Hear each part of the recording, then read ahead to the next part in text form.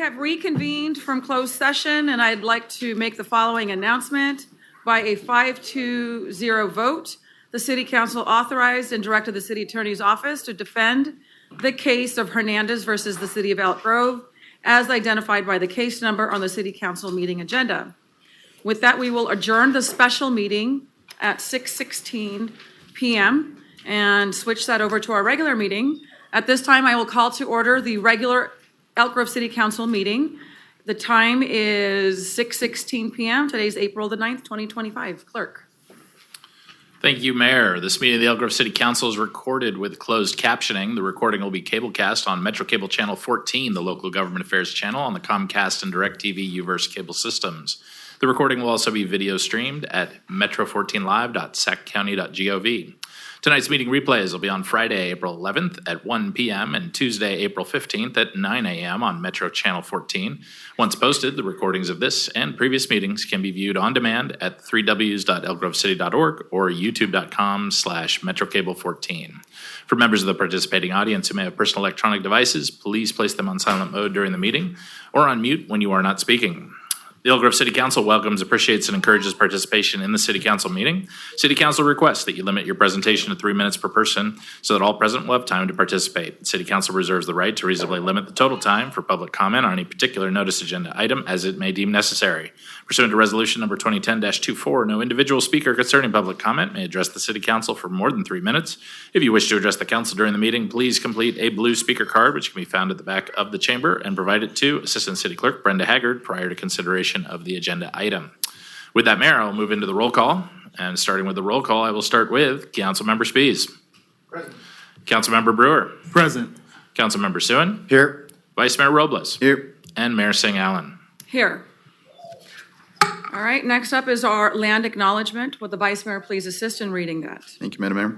We honor and respect and acknowledge the Elk Grove's first inhabitants, Plain Miwoks, who live as sovereign caretakers of this land and these wastewaters since the time of immemorial.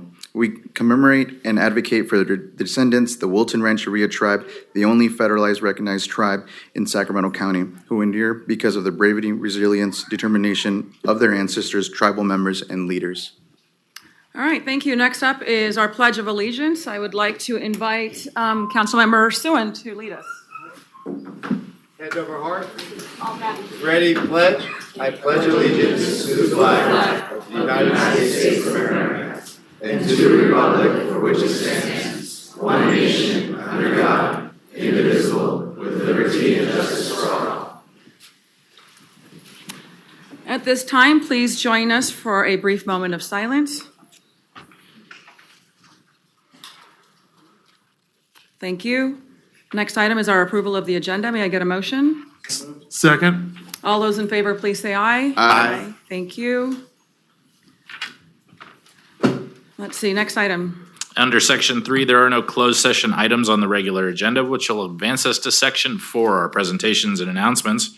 And that first item being 4.1, which is recognition of Ethan Almighty and the Kindness Tour. So those representatives, if they can come on up. Can we get the representatives to come up here by the podium? And our Vice Mayor will assist us in reading the recognition. Aw.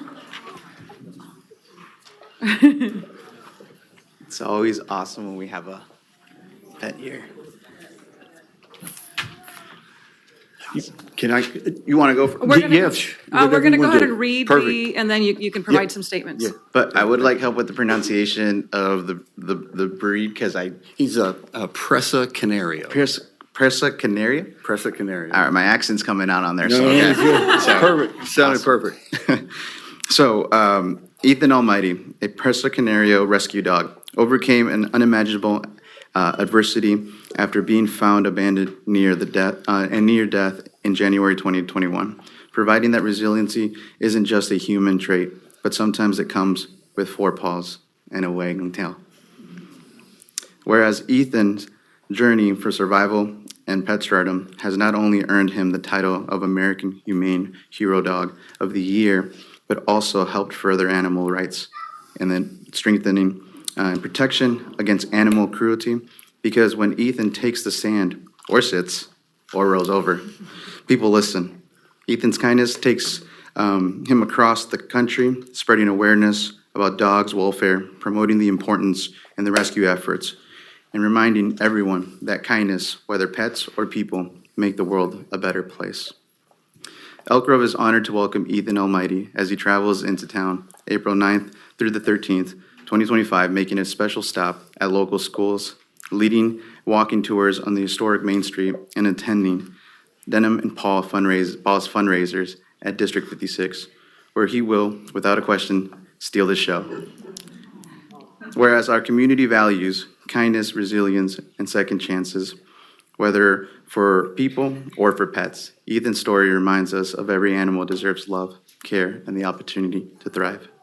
Therefore, be it resolved that the City of Elk Grove hereby recognizes and expresses sincere appreciation for Ethan Almighty and the unwavering dedication of spreading kindness, advocating for rescue animals, and inspiring communities afar and wide. Welcome Ethan to Elk Grove with open arms and maybe a few belly rubs. Celebrate the powerful impact that he continues to have in the world. Signed this day, April 9th, 2025. All right.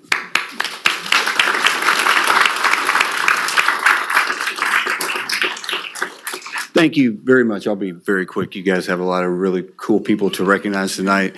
My name is Jeff Calloway. This is my beautiful wife, Dana Calloway, Dee Dee Cox, Peggy Forsyth Andrews, Stephen Camarello, have all been wonderful people in this journey. Ethan was a dog that was left to die in a parking lot and was saved by one random act of kindness. And that random act of kindness, that one person that saved him that day, just changed the life of so many pets around our community and around the country. And so our story has always been, even though his story started horrifically, our story has always been about spreading kindness and spreading awareness and raising awareness for animal abuse. And so in Kentucky, unfortunately, is not a good state for animal welfare, and we fought for 4 long, hard years, and eventually in the state of Kentucky last year got Ethan's Law passed, which makes the intentional torture of a cat or a dog a first offense Class D felony in Kentucky. We are very proud of that. We're also very proud that we have taken Ethan's story, and so many people helped him at the beginning, and now we are giving back. So Ethan, we started a 501c3 nonprofit in his name, and we do free spay and neuter in our community. We do microchipping, we do rabies, and we spread kindness. And that's where this Ethan's Kindness Tour came from. And we've only been in Elk Grove for a few hours, and they talk about being from Kentucky, having Southern hospitality, but you guys have been so very kind to us and so very nice. So we appreciate it very much, and thank you so much for having us. We're going to come down right there. So here they all come.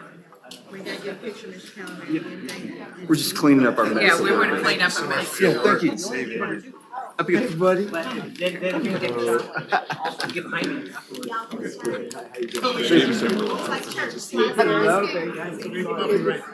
you all.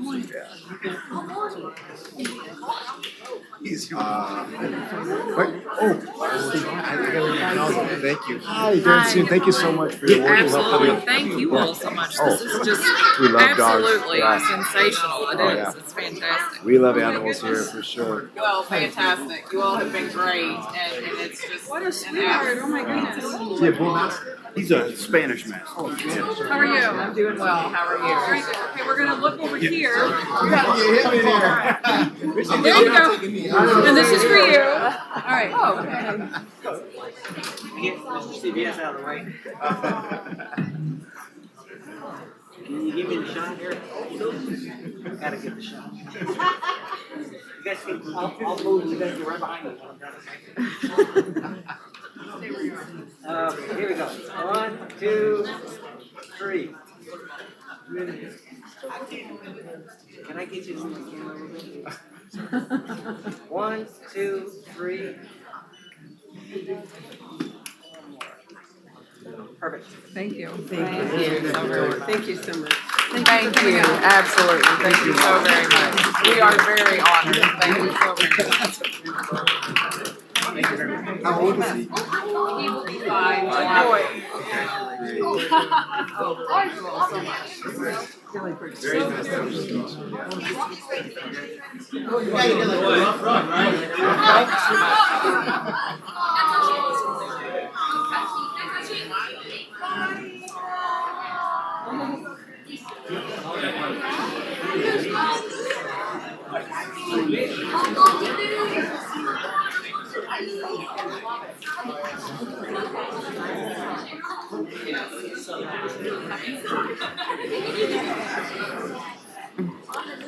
All right, we're going to move on. We've got a lot of wonderful recognitions this evening.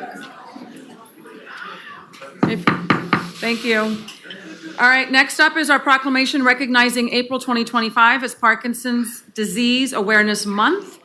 And I would like to call forward Tim Lumsden, Myron Jansen, and Darren Wilson to the podium. And assisting will be Councilmember Darren Sun. Thank you, Mayor.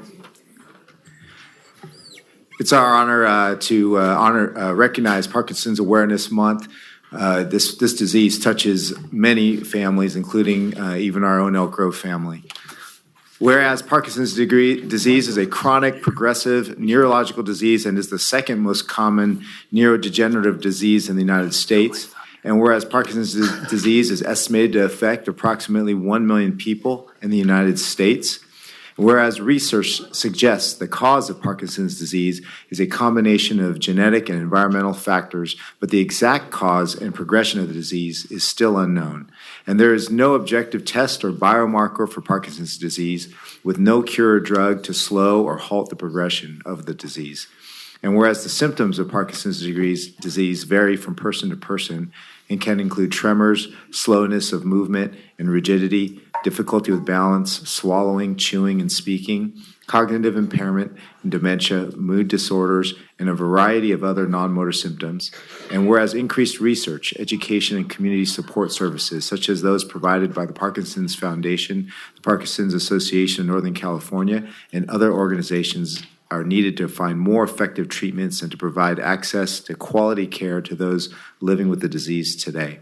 Now, therefore, be it resolved, the City Council of the City of Elk Grove hereby affirms and proclaims April 2025 as Parkinson's Awareness Month in the City of Elk Grove and encourages the community to join the volunteers, researchers, caregivers, and medical professionals who are working to improve the quality of life of persons living with Parkinson's disease and their families. Thank you so much for being here to represent. It's good to see you again, Mr. Wilson.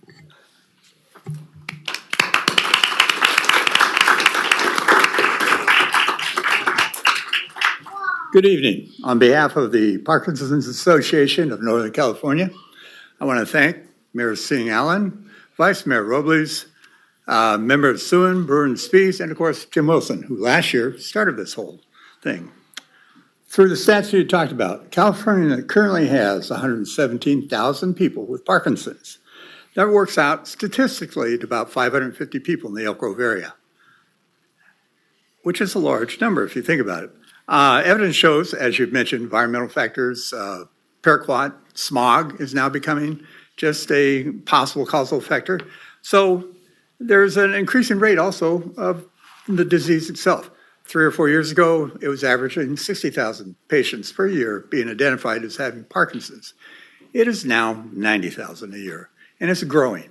And what these stats don't include is that California, from Bakersfield to Sacramento, is considered a hotbed of Parkinson's activity, partially due to the agricultural community that we've all lived in for most of our lives. Early signs of Parkinson's, have you talked about earlier, bradykinesia, slowness, you name it, and loss of smell. People never realize that loss of smell could be an early sign of Parkinson's. I myself am a member of that one. Since I was about 13, I had essential tremors, which is another hereditary factor that means you're more likely to get Parkinson's than the average person. So when my hand was shaking when I was doing stuff, I never thought about it. I've had it for a long time. But when my hand started to shake when I was at rest, it's like, oh, what was this? And then it was not until my neurologist diagnosed me as having Parkinson's in 2018, loss of smell, which happened really about 20 years ago, which I blamed on my work environment, was an early sign. One of the best ways to slow the progression of Parkinson's is exercise. And for some of us, that is through Rock Steady Boxing, a nationwide program. The Rock Steady program is run, the name here in Elk Grove is Rock Steady Warrior Fit. It's run by Kevin Quinn. Kevin and his trainers provide classes in El Dorado Hills, Carmichael, and at the Reset Gym down in Elk Grove on East Elk Grove Boulevard, or East Stockton Boulevard. The training involves a lot of aerobic, strength, balance, foot movement, going back and forth. Yes, we do don boxing gloves. No, we don't box each other. That would be counterintuitive. But what I really enjoy is when the trainers get on the boxing mitts or occasionally the full pads and say, come on, Tim, let's go spend a minute or two sparring out in the middle of the gym. They'll tap me in the head, say, keep your hands up, keep your foot moving and stuff, watch what you're doing. But it's that kind of movement and activity that keeps us going. The trainers, they're key to this whole program. They push us, they care for us, they cajole us, they teach us, and at the end of the class, it's like, okay, we'll stand up, and the last thing we'll do is we'll do a chant. And we do it because vocalization is a problem for Parkinson's people. I myself, my wife keeps telling me your voice is softer, and now I've noticed myself, I'm slurring my words a little bit, which is not good. But the chant goes, tough love on our side, that feeling of pride. And that's really what we have. It's a lot of tough love, a lot of pride. The Parkinson's Association of Northern California chapter that meets here, or not here, at the Senior Center at 10:15 on the third Wednesday of each month, is run by Myron Jansen and Sherry Rezler. And it's to those two people that this proclamation should be given, because really, they're the force that holds us together. And then finally, I'd like to thank my wife and my family, because without them, my disease would be a whole lot farther along. Thank you. Jim?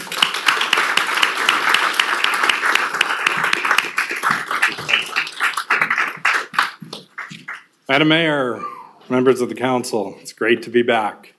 Good to see all the colleagues. Miss you guys. As I tell people how retirement's going, I say, I miss the clowns, not the circus. So, it's good seeing everyone, and I thank you, Jason, for reaching out to be able to speak, as I made this suggestion back in early or late July. And to kind of feed off of Tim, my notes are not about what Parkinson's is about, but what's progressing in the treatment. So although the proclamation talks about no biomarkers that are widely accepted, there's a current biomarker that was detected by the decades of clinical studies and hundreds of millions of dollars through the Michael J. Fox Foundation, biomarker found in the spinal fluid.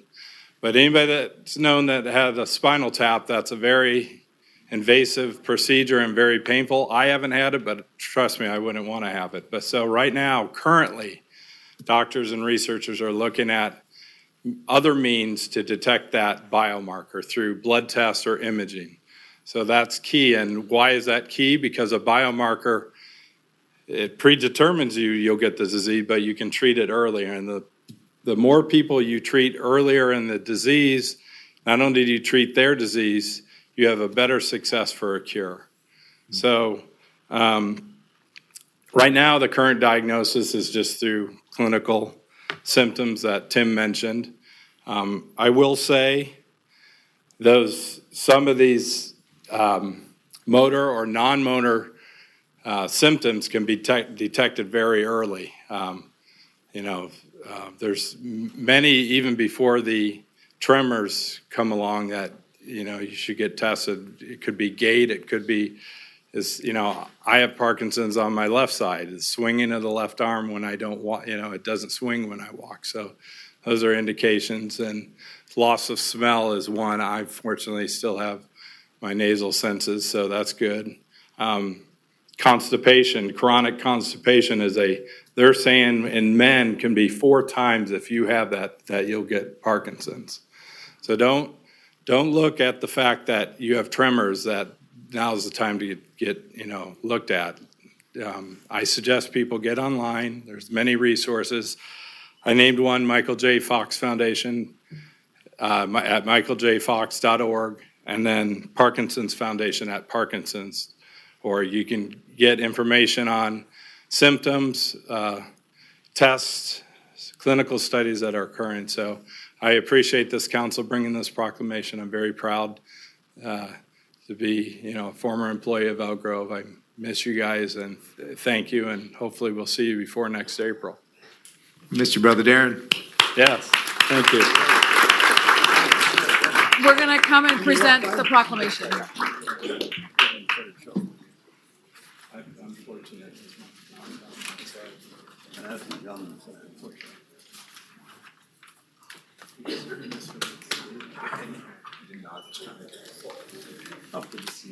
Thank you. Appreciate it. Yes. Thank you. You're going to come here? Buddy, I miss you. Want to come this way? And we're going to look. I promise it won't fall on you. It's okay. Yeah, that'd be bad, that'd be bad. Yep.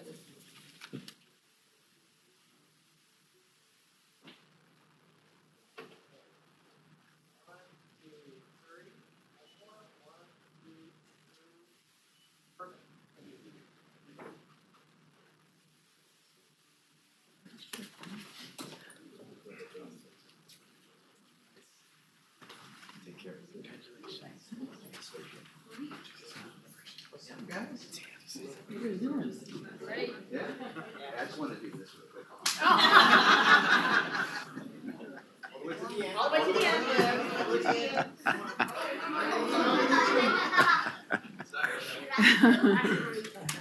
All right, our next item is 4.3, proclamation recognizing April 2025 as American Muslim Appreciation and Awareness Month. At this time, I would like to call forward the new Executive Director for CARE, Mr. Rashad Nurzeh. And you can bring forward whomever you want as well. Oh, why did I say this? Sorry. And presenting is Rod Brewer. Thank you, Mayor. And congratulations, Rashad. And thank you for being here tonight for us as we acknowledge American Muslim Appreciation and Awareness Month. So whereas the City of Elk Grove takes great pride in supporting individual religious freedoms and is strengthened by the diverse religious and cultural traditions of its residents, including those who practice Islam. And whereas Muslims in Elk Grove represent a racially, ethnically, and culturally diverse population united by shared values of compassion, service, family, education, and justice, and have enriched the city through civic engagement, social services, interfaith collaboration, and entrepreneurship. And whereas Elk Grove benefits from the dedicated service of spiritual and community anchors like Masjid El Tawhid, MAS Sacramento, and Tarbiyah House Elk Grove, alongside vital nonprofit contributions from Al Mizbah, MAS Social Services Foundation, and CARE Sacramento Valley and Central California. And whereas the city's cultural and economic landscape is enriched by Muslim-owned businesses, including Darbar Halal Restaurant, Marhaba Halal Market, Rumi's Oasis, Adams International Market, and Medina Market, further contributing to a more inclusive and engaged community. And whereas the continual efforts of Muslim residents, institutions, organizations, and businesses significantly enhance Elk Grove, fostering a more inclusive, compassionate, and civically engaged city for all. Now therefore be it resolved that the City Council of the City of Elk Grove hereby affirms and proclaims the month of April 2025 as American Muslim Appreciation and Awareness Month, honoring the profound contributions of local Muslim community and reaffirming the city's commitment to inclusion, mutual respect, and the celebration of all communities who help shape our shared future. Signed on this day, 9th of April, 2025. Congratulations. Thank you. Congratulations. Thank you. My apologies. Welcome. Thank you. Thank you so much. Good evening, Mayor, Vice Mayor, council members, and distinguished guests. Thank you all for being here today. I'm not Rashad. I'm the Executive Director. My name is Nayera Kokela. I am the Outreach and Programs Manager for the Council on American Islamic Relations. I'll be humbly accepting the Imam Proclamation on behalf of CARE SVCC. It's an honor to join you as we celebrate American Muslim Appreciation and Awareness Month. This occasion serves as an opportunity to reflect on the significant contributions of the Muslim community in Elk Grove and the broader Sacramento Valley region. Muslims in this area representing diverse backgrounds continue to enrich our city, guided by core Islamic values of sincerity, compassion, service, justice, and community. In Elk Grove, our mosques, such as Masjid al-Tawheed, serve as spiritual anchors and vital community centers, especially for Afghan families. And institutions like Mass Sacramento and Tarbiyah House Elk Grove provide essential religious education, youth programming, and community engagement, inspiring future generations to live by the values of Islam. And organizations such as El Misbah and Mass Sacramento and Mass Social Services Foundation and CARE Sacramento Valley are dedicated to supporting refugees and advocating for civil rights and fostering interfaith collaboration. And their work really truly aligns with the prophetic teaching that the best of people are those who are most beneficial to others. And these efforts truly help build an inclusive and compassionate Elk Grove where all residents feel supported and valued. And the Muslim-owned businesses in our city not only provide diverse cuisine, but also serve as spaces for cultural exchange, offering a window into the rich cultural traditions that Muslims from various backgrounds and ethnicities bring to Elk Grove. So this month we do celebrate these contributions and the collective efforts of the Muslim community to live out the values of our faith, like mercy and justice and service and community. And together we're working on actively moving towards a shared future that's built on mutual respect and understanding. So on behalf of the Muslim community in Elk Grove, I want to express heartfelt gratitude to the Elk Grove City Council for recognizing our efforts and for fostering a spirit of inclusion and respect. Thank you all. Thank you.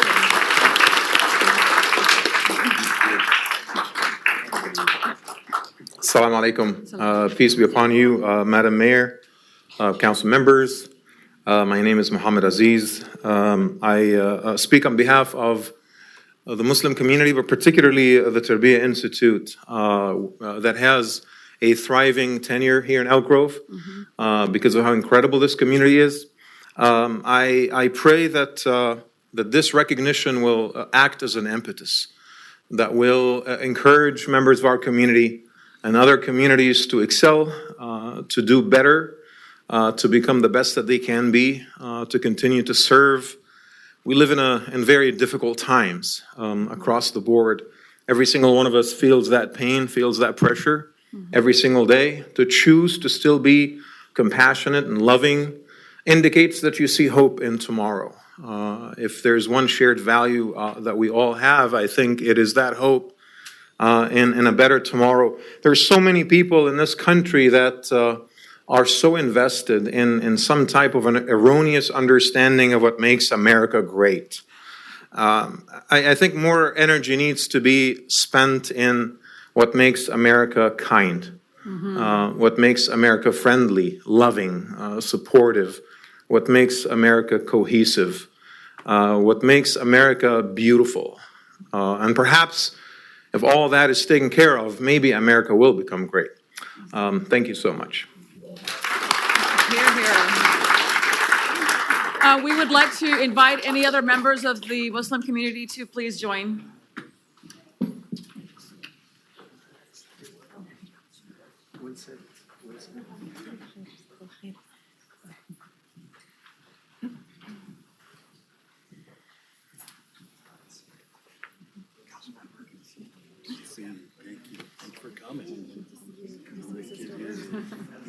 It's a beautiful proclamation. Thank you, Imam Aziz. You're always love hearing from you. Thank you. You're such a powerful speaker.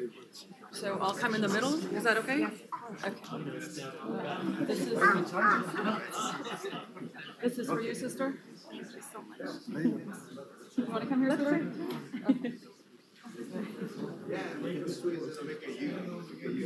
Please join, yeah. Here we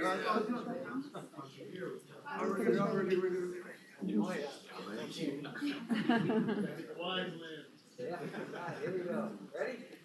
1, 2, 3. Again, 1, 2, 3. One more time. 1, 2, 3. Thank you. Thank you very much. Thank you very much. Appreciate it.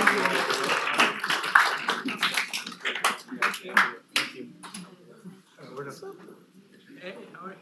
Oh, man, good to see you. How's everything?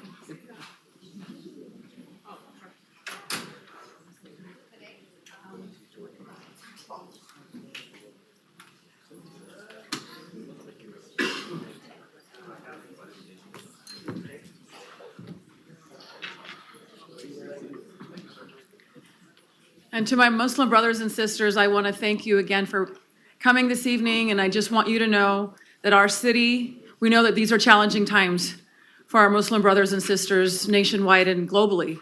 And we are with you. We stand with you in these challenging times. You are but a phone call away from me, whatever I can do to step up and help heal those wounds. Thank you.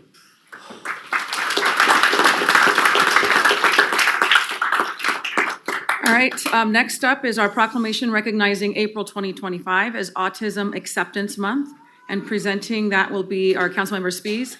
I would like to call forward Amanda Stark with EG Speaks, and anybody else you would like to bring forward. Thank you.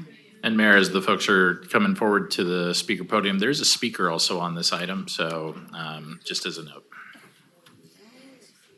That speaker is actually with me, so we can just kind of slide her over if that's fine. Perfect. That sounds great. Perfect. Okay. Autism Acceptance Month, April 2025. Whereas Autism Acceptance Month, previously named Autism Awareness Month, celebrates and promotes acceptance for the neurological disability that more than 5.4 million adults and 1 in every 36 children in the United States has been diagnosed. And whereas autism is a developmental disability that results in neurological changes that may create differences in the way an individual interacts with others, thinks, feels, and experiences the environment around them. And whereas the City of Elk Grove acknowledges Autism Acceptance Month to foster acceptance, awareness, and inclusiveness within the community, and whereas the City of Elk Grove is honored to take part in the annual observance of Autism Acceptance Month and World Autism Awareness Day in the hope that it will lead to a better understanding and acceptance. Now therefore be it resolved that the City Council and the City of Elk Grove hereby affirms and proclaims April 2025 as Autism Acceptance Month and April 2nd, 2025 as World Autism Awareness Day in Elk Grove, California, to raise public awareness about autism and the resources and organizations which support affected individuals and families within our community. Signed this 9th day of April 2025.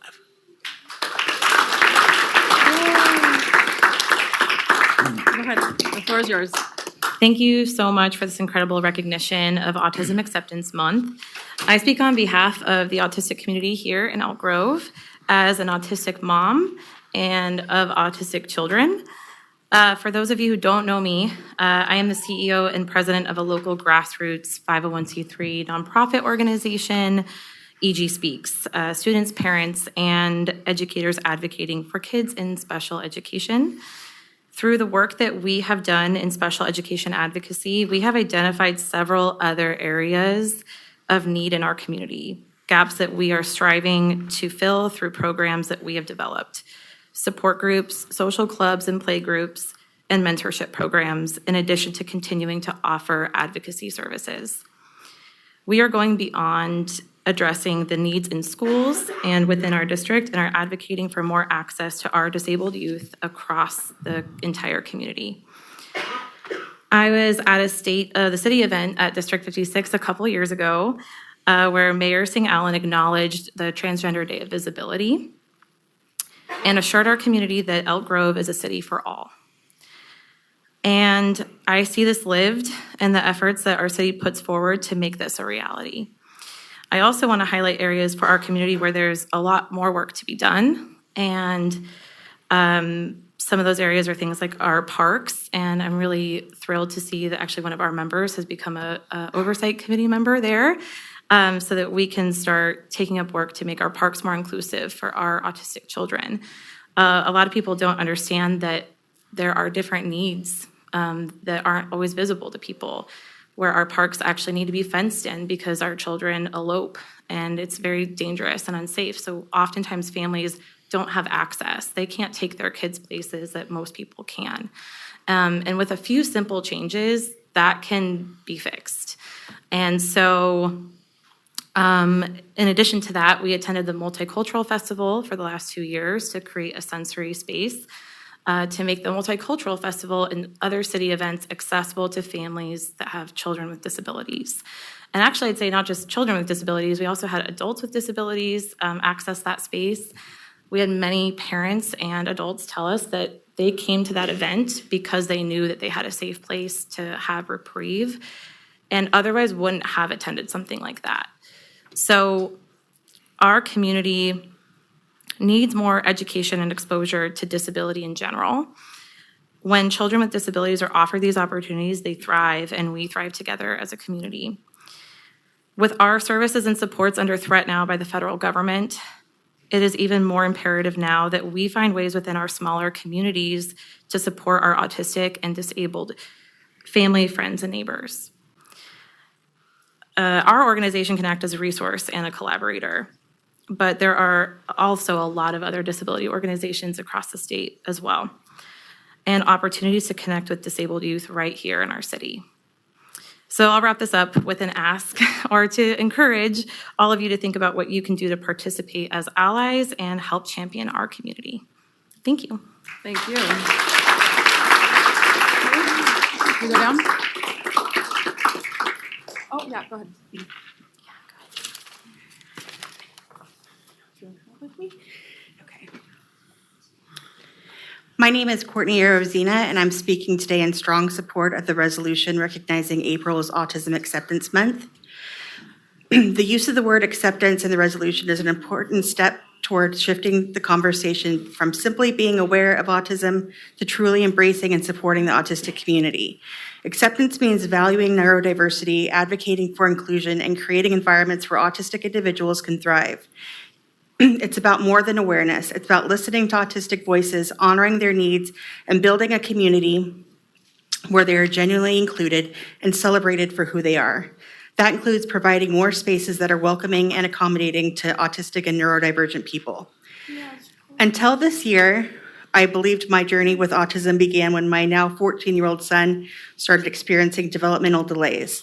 But I've since learned that autism has always been a part of my life when I was recently diagnosed myself. For our family, autism isn't something to be feared or fixed. It's part of who my son is, part of who I am. It's something to be respected and embraced. As my son Nathan would tell you, it just means our brains work a little differently. Over the past 14 years, our journey has often been lonely and difficult. Even well-meaning friends and family sometimes struggle to understand. Then we formed EG Speaks, a nonprofit organization dedicated to supporting disabled students and their families in our region. It has become one of my greatest blessings. Having this community has been life-changing. If you're a parent in Elk Grove looking for empathy, understanding, or support, please reach out. We'd love to welcome you into the EG Speaks family. Let's continue working together to make Elk Grove a city that truly values neurodiversity and is committed to building a more compassionate, inclusive future for everyone. We're going to present the proclamation. Can you go into the house? I was trying not to laugh. What's this?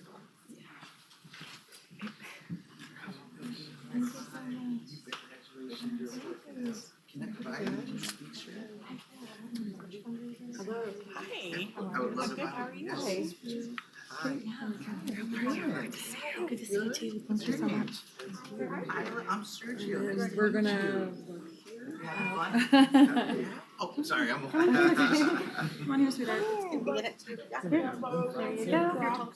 We're going to come here. I like Dr. Pepper. It tastes like 20 cents. Some here.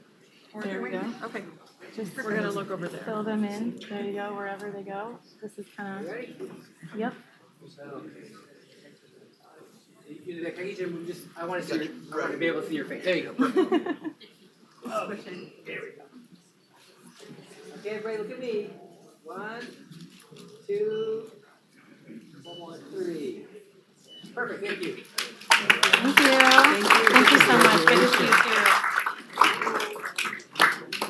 Just so everyone can hear, you guys are selling merchandise for EG Speaks, right? We are, yes. We're doing a merch fund. There's a fundraiser on Saturday at a Seat at the Table Books. Awesome. Come check us out.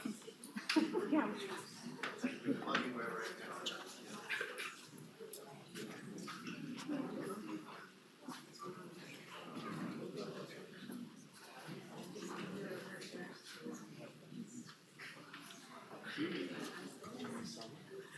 All right, we are going to move to our next item, which is our Stars of Service Awards. So April is National Volunteer Month, a month dedicated to recognizing the importance of volunteering and honoring the significant contributions that volunteers make by generously donating their time and talents to worthy causes. One of the honors the City Council and I have is to recognize Elk Grove residents who volunteer their time and talent to make Elk Grove a better place to call home. Our Stars of Service Awards recognize residents in 7 different categories. With so many deserving nominations submitted for this year, for the program this year, it is very difficult to choose. But I do want to thank the group that assisted with reviewing this year's applications, which included Vice Mayor Sergio Robles, Kara Taylor Seaman, Alicia Tutt, Sydney Robertson, Tina Lee Vogt, Jessica Carter, Mia Foster, Brenda Walker, Brett Bartholomew, and Matthew Arnold. Now, let me announce our recipients for 2025. In the category of residents, neighborhoods, and community groups, the recipients are Catherine and Kim Mendoza.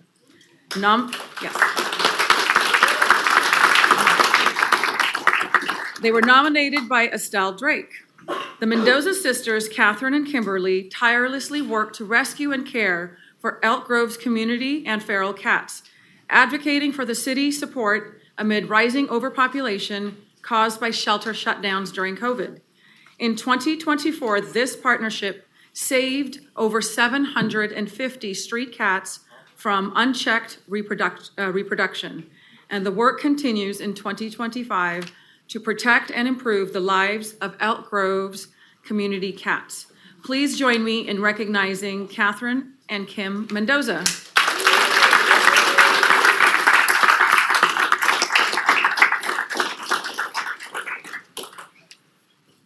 Hello.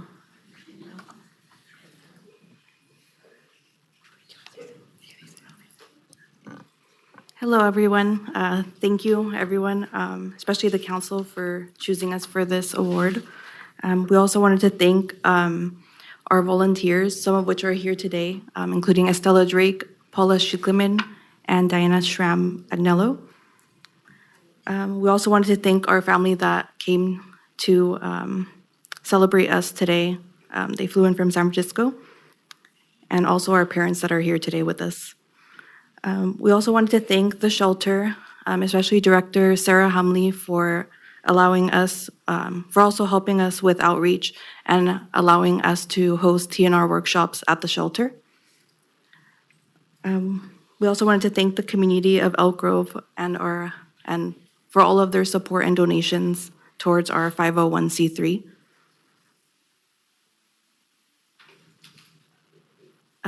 We also have a website if anybody would like any more information or also needs assistance with feral cats. And it's just www.elkgroveCatRescueGroup.com. Thank you. Thank you.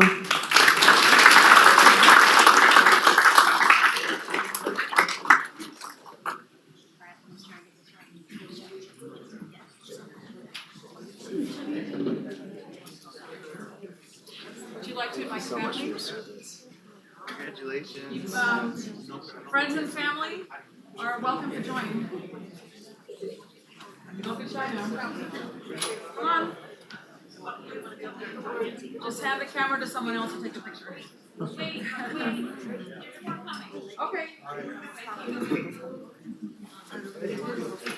Nice to meet you. Come on here, bud.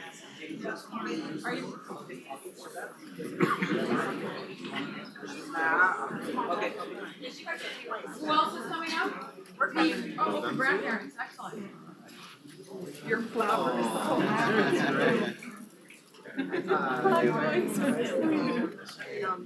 These girls right here, you guys, they're champs. They're like master trappers too. How are you, sir? Good to meet you. Yeah. The dad, that's my parents. Okay, let's back up a little bit. Make room here. Do you have your award also? Okay. You want to come up?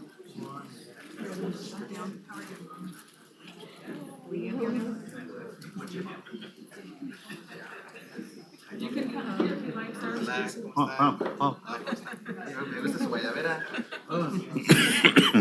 right, here we go.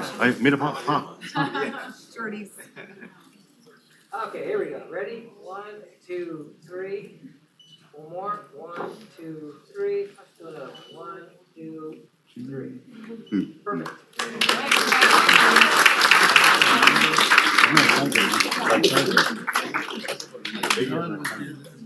Siempre.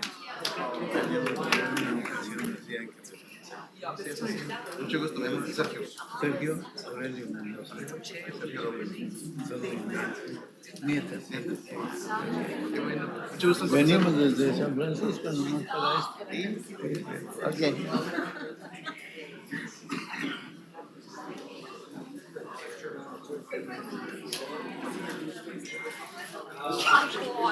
All right, we're going to go on to our next community award in the category of Social and Community Service. The recipient is Brittany Davis. Brittany was nominated twice by Robert Davis and Leanne Slayton. Brittany Davis is a dedicated community leader, philanthropist, and founder of Rise Women in Business. As a top realtor and active volunteer, she supports Elk Grove Rotary, the local PTO, and multiple local causes. Her fundraising efforts have raised thousands for youth sports, families in need, and the Firefighter Burn Institute.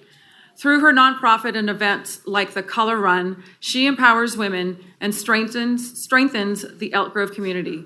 Please join me in recognizing Brittany Davis.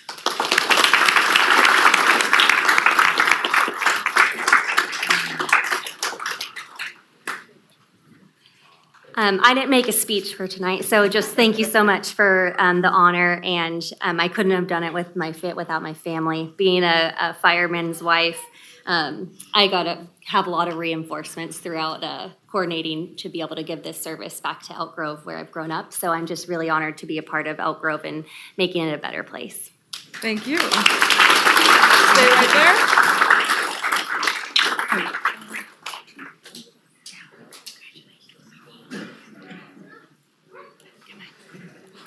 Congratulations. Thank you for your service.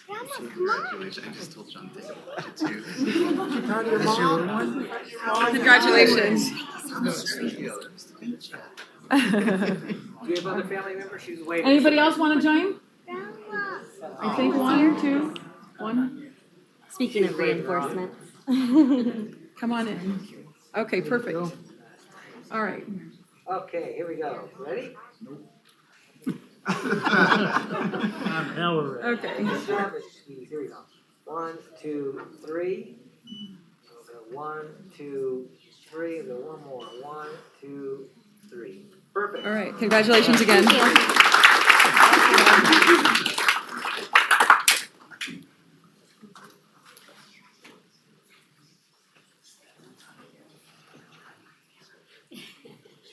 Three, it's it. It's it.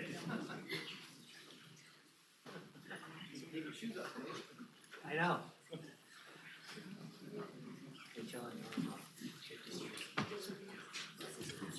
All right. Next is the category of arts, and the recipient are the entire Arts Commission. Nominated by Brett Bartholomew. With many of its members devoting nearly 20 years of service for the city's art and culture scene, the Arts Commission made a significant impact on the city's quality of life. From hosting incredible events and productions like the History of the Blues and the Arts Americana Festival, to recognizing local talent through their Iris Awards, Arts Commissioners demonstrated the immeasurable value that arts brings to our quality of life. Their contributions are easily seen on the Avenue of the Arts at District 56 and in many other public art installations throughout the city. For their numerous contributions to the city arts and entertainment scene, please join me in recognizing the Arts Commission. Members Nan Mahan, Cheryl Grice, Sally Guttridge, Liz Irons, and Leslie Sandifer.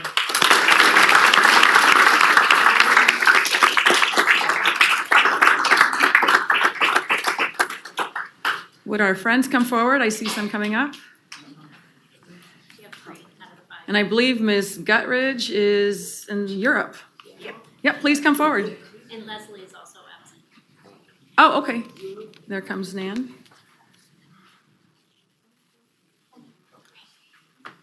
Would you like to say something? We're going to have our fearless leader here, Nan.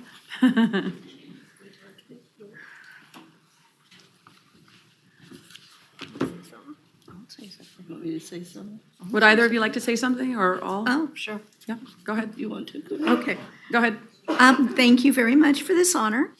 It's been my pleasure to serve on the Arts Commission. I am proud that we have implemented utility box murals on bridges, Avenue of the Arts, such as The Beautiful Dancer, artwork at our beautiful animal shelter, and our last project was the upcoming library. Thank you. Thank you. Just briefly, I didn't have a speech, but thank you for the opportunity for over 21 years serving on this commission. It's been wonderful, and give us an opportunity to promote the visual and performing arts. Okay, thank you.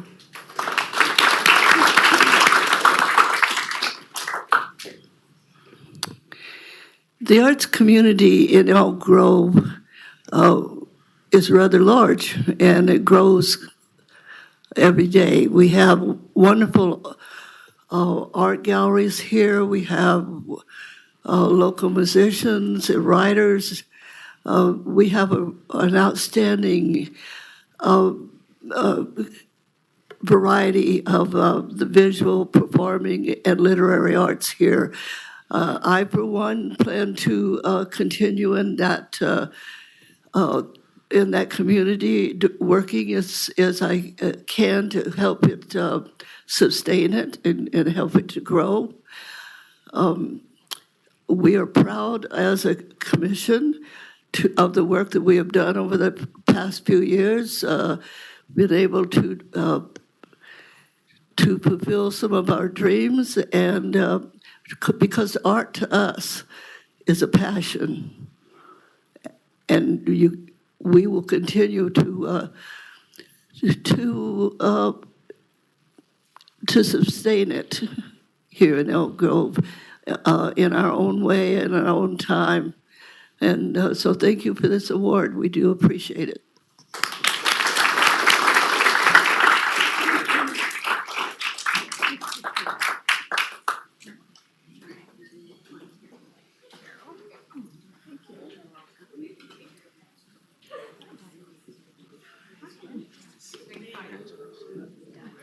Congratulations. Thank you for being here.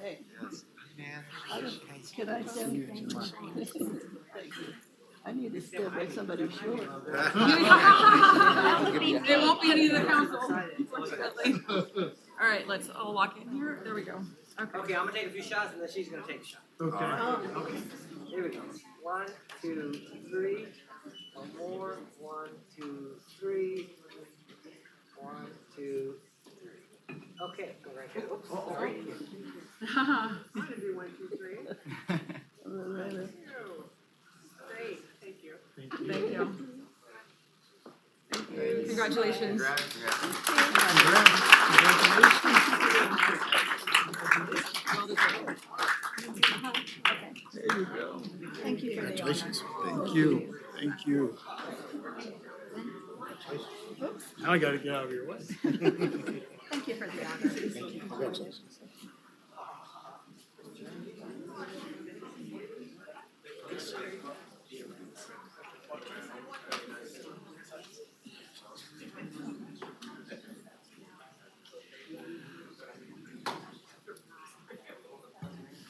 All right. In the category of culture and heritage, the recipient is Dennis Busher. Dennis was nominated 3 times by Brett Bartholomew, Jeanette Lawson, and Dinah Withrow. Dennis Busher is the heart of the historical preservation in Elk Grove, dedicating decades to safeguarding the city's heritage. As an integral part of the Elk Grove Historical Society, he has documented and protected the region's history for future generations. He was honored as the 2024 Historian of the Year and serves on the city's Historical Preservation Committee. His passion and mentorship make history accessible and meaningful to the community. Please join me in recognizing Dennis Busher.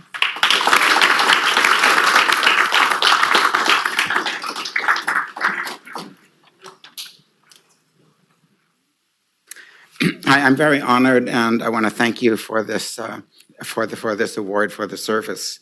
I'm the 4th generation resident to live in Elk Grove, live within a mile from where my great-grandparents immigrated in 1870 from Germany into Elk Grove. Elk Grove has a very rich history that I like to remind and get out to people. It dates back over 2,000 years where our Native Americans lived along the Casumnes River. During the gold rush period, our farmers along the Casumnes, the McCollum, and the Sacramento River, this was created a bread basket to feed the gold rush miners up in the Sierra foothills.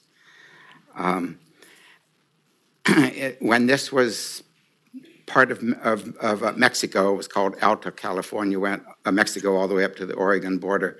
The capital of this area was in Monterey. We had the Sutter's Fort in Sacramento. The trail between Sutter's Fort and Monterey was known as the Monterey Trail. Along that trail, they needed a rest stop for the horses every so often. So the beginning of Elk Grove began at Elk Grove House, which was along the Monterey Trail, which the Elk Grove Historical Society has reconstructed at the west entrance to the Elk Grove Park. And this was the beginning of Elk Grove and the beginning of the post office in Elk Grove in 1850. It is now our museum, our 2-story museum, where we have documented and have on display the history of Elk Grove from back about over 2,000 years ago up through about the middle of the 1900s. It's open the first Saturday of every month.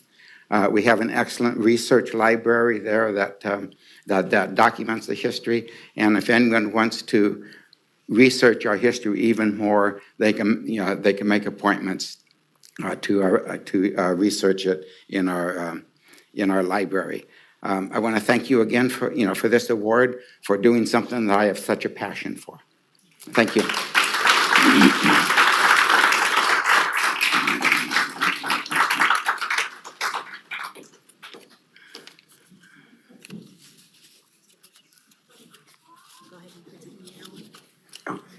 I can take your paper. You got it? Okay, thank you.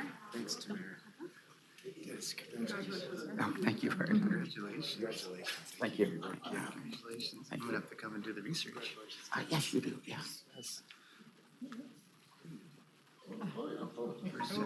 So Dennis, we want to give this to you. Oh, well, So thank you. from our Sacramento Public Library Board meeting, this was presented to us by the author. And it has rich history on the Sacramento history as well. Okay, thank you very much. I will read that. Okay, here we go. 1, 2, 3. 1, 2, 3. One more. 1, 2, 3. Perfect. Thank you.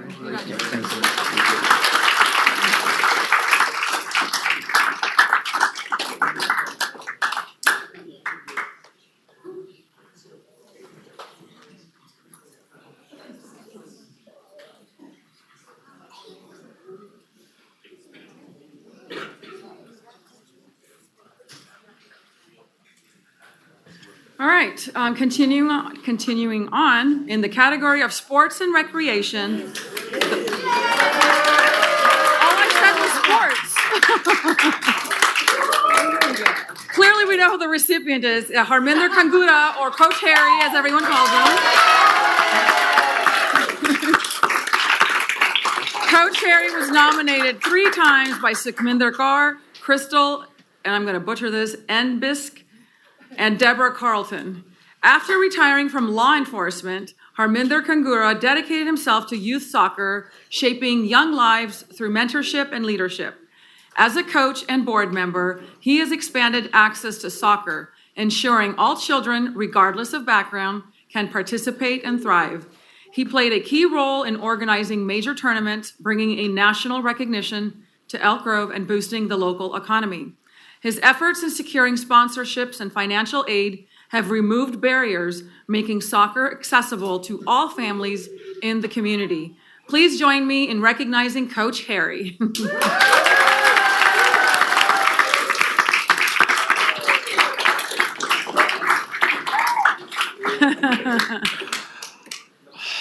Wow. Yeah. Well, Madam Mayor, City Council, thank you so much for the award. A little over 10 years ago, I had the honor of serving, protecting a local community as a police officer. Fortunately, circumstances of near fatal car accident took that away from me. For the next couple of years, as I recovered, I struggled to find out what my role was going to be in this world. In Sikhism, there's a huge factor of that we call seva, which is service above self.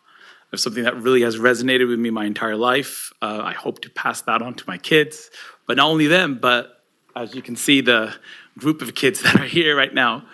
During that time when I was trying to find myself, Elk Grove Soccer came into my life. I had the opportunity to go first as a parent, and then, the guy that was on the, I was the over-involved dad that just kept on, I knew everything, I thought, but, I had the opportunity to start serving the community in other ways that previously that I felt was gone. And I personally feel that I'm up here getting the award, but I'm not the one doing the service here. It's the community that I'm able to serve. It's the kids, the parents, it's Elk Grove. And I'm truly honored for the opportunity to be a part of this community, to have the ability to hopefully shape it, and hopefully one day, hopefully one day Dennis has something about me in the Historical Society that says that, hopefully I can say that at least Elk Grove was better than when I found it, and this world was better. And hopefully all that can be done through the service that's been given to me by the fantastic parents at Elk Grove Soccer, the board, everyone that's come out here to support me.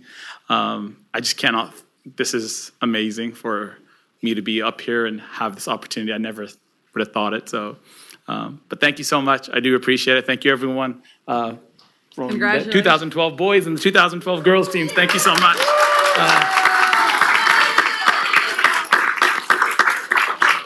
And if you're interested, registration is open at elkgrovesoccer.com if you want to get coached. All right. You want to bring? Yeah, everyone can come, please, everyone.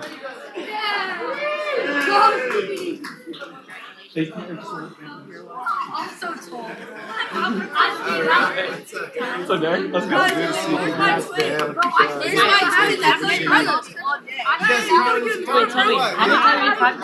stand out so much though. Yeah. This guy, bro.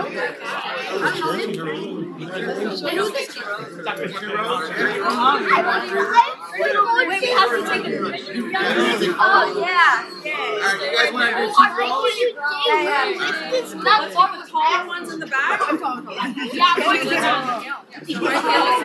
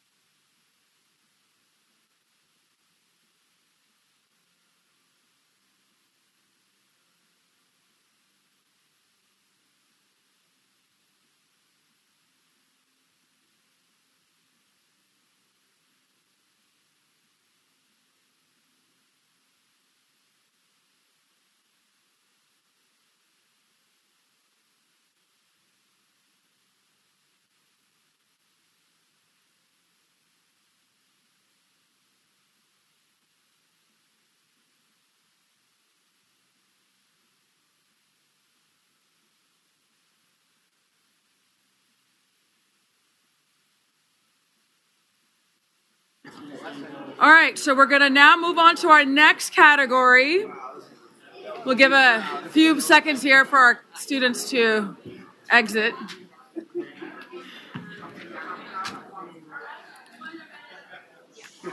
All right. We're going to continue on to our next category. In the category of service organizations and groups, the recipient is Sacramento Splash. Nominated twice by Eugene Lee and Shonda Moore. Sacramento Splash is a leader in environmental education, inspiring thousands of Elk Grove students to explore and appreciate nature through hands-on learning. Their strong partnerships with local schools and organizations have made environmental education more accessible and impactful in our community. Even through challenges like the pandemic, Sacramento Splash remained dedicated to its mission, adapting and continuing to serve students with innovative learning opportunities. Thanks to their work, future generations will have a deeper understanding and commitment to protecting our natural world. Please join me in congratulating and recognizing Sacramento Splash.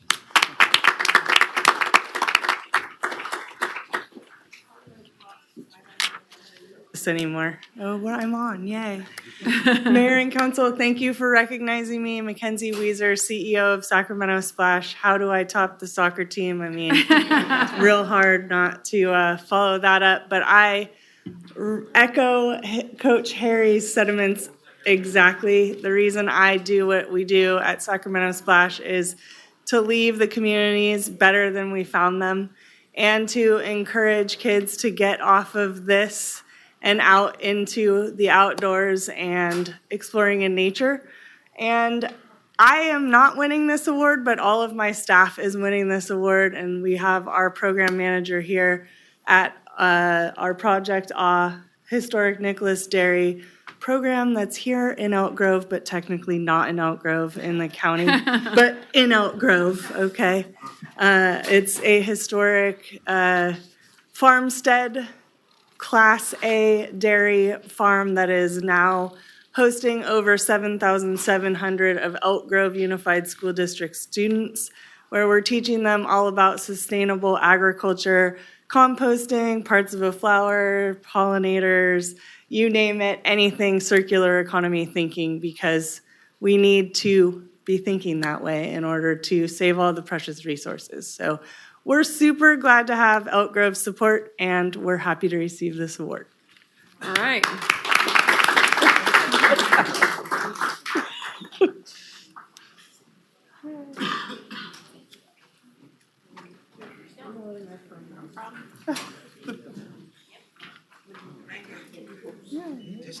Yes. Has a lot of great people. Yes, they do. Congratulations. Hi, girls. Hi. Congratulations. Thank you. Congratulations.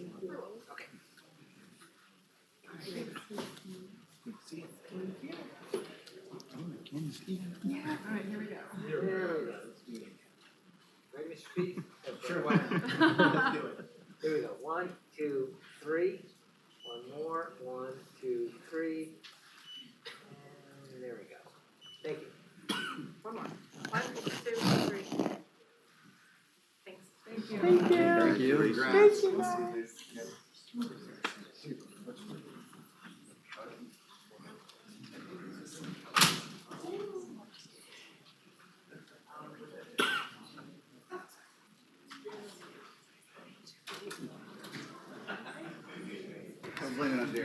All right, our final category is Youth Volunteer of the Year, and the recipient is Pratham Rangwala. Nominated by Femi Omotesho. Pratham has served as Vice Chair of the Elk Grove Youth Commission and has shown exceptional leadership and dedication to youth advocacy in the community. He led the Youth Needs Assessment Subcommittee, gathering essential feedback from students to shape future city policies and youth programs. Pratham co-emceed the City Leaders Youth Forum, creating a platform for students to engage with local leaders, and played a key role in planning various community events. His positive attitude, collaborative approach, and organizational skills have made him an invaluable member of the Youth Commission, and his contributions will have a lasting impact in Elk Grove's youth. Please join me in recognizing Pratham Rangwala.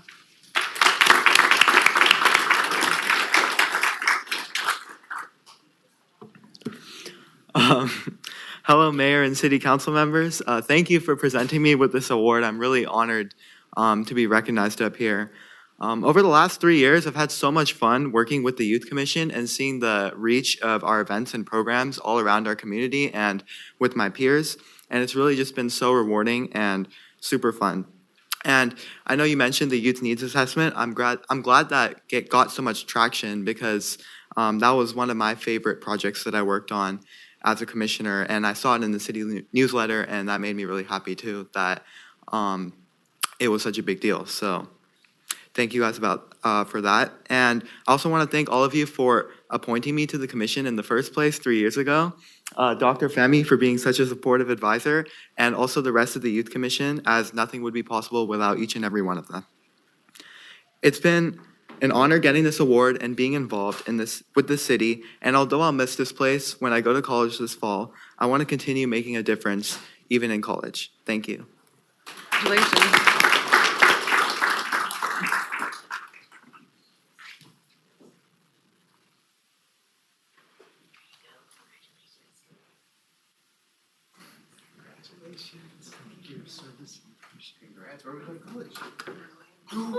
Where are you going? Berkeley College. Good for you. Yeah, just for, he's going to Cal. No big deal. Save the best for last. No big deal. Darren went to Stanford. Please. Who else? Femi. Femi?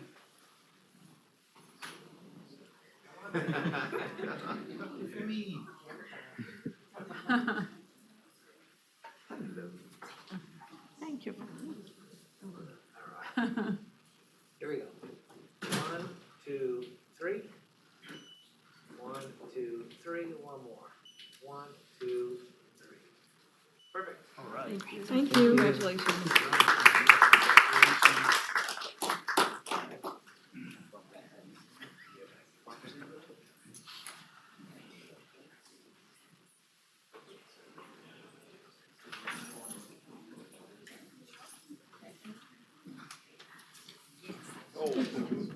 In conclusion, I would like to thank Catherine and Kim Mendoza, Brittany Davis, the Arts Commissioners, Nan Mahon, Cheryl Grice, Sally Guttridge, Liz Irons, and Leslie Sandifer, Dennis Busher, Harminder Kangura, Sacramento Splash, and Pratham Rangwala for the significant impact on the quality of life that you've provided for our city.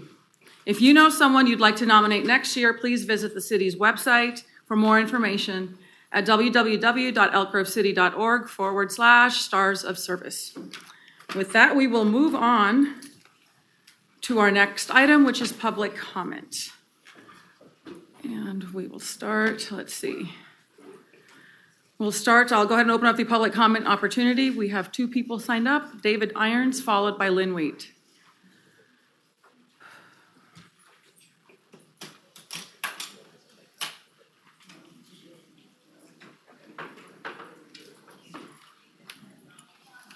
Hello, Council and Mayor.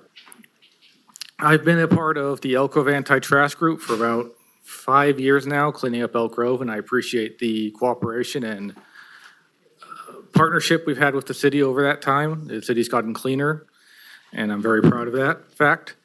And so I'd like to bring me to the question of cigarette butts and the fact that they make up about 1/3 of the litter we find in Elk Grove. They tend to get washed down the storm drains into the creeks. So the question is, what are the chances that we could get ballot bins in Elk Grove in high traffic places? There are places where you put cigarette butts to vote on a poll, like who would win the Super Bowl, do you prefer pies or cake, other stuff, and give people a reason to deposit them there because they're not making it to the trash cans as it is. And that's pretty much all I have to say. Thank you. Thank you. Next up is Lynn Wheat, and that is our final for public comment. Thank you.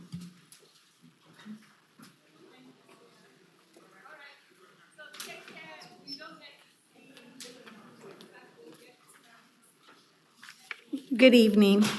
So I want to begin by thanking the city manager for responding to my email earlier this week. So I was really interested in what's going on with Slow and Low. And I had many concerns when this was going to be a big economic boost and something that we were promised we couldn't lose at, especially as it was taxpayer money. And unfortunately, we are losing. The city, our taxpayer dollars, put up $500,000 collateral with the bank. The bank's keeping $425,000 of it. The Slow and Low business also put up a property as collateral. Half of it was underwater, and I'm just wondering if the city ever did an appraisal on that. How much are we going to lose, taxpayers, going through the process of foreclosure? Because I'm sure we're not the only ones in line. And I'm thinking $425,000 could have filled that pothole that I came across on Bighorn along Laguna. We have some road projects that need to be taken care of, and I recognize we won an award recently. However, we are a newer city, and that includes the new roads also. So we were told that this economic plan was going to be a big boom, bring jobs, bring lots of activity to Old Town. We, the taxpayers, are losing. It's always easy to spend somebody else's money till it's gone, which leads me to, this was not a lot of money, but the zoo is going to be a lot of money. So I always appreciate the city's newsletter, but I'd like some honesty involved with this. It said that the Sacramento Zoological Society has raised $17.5 million.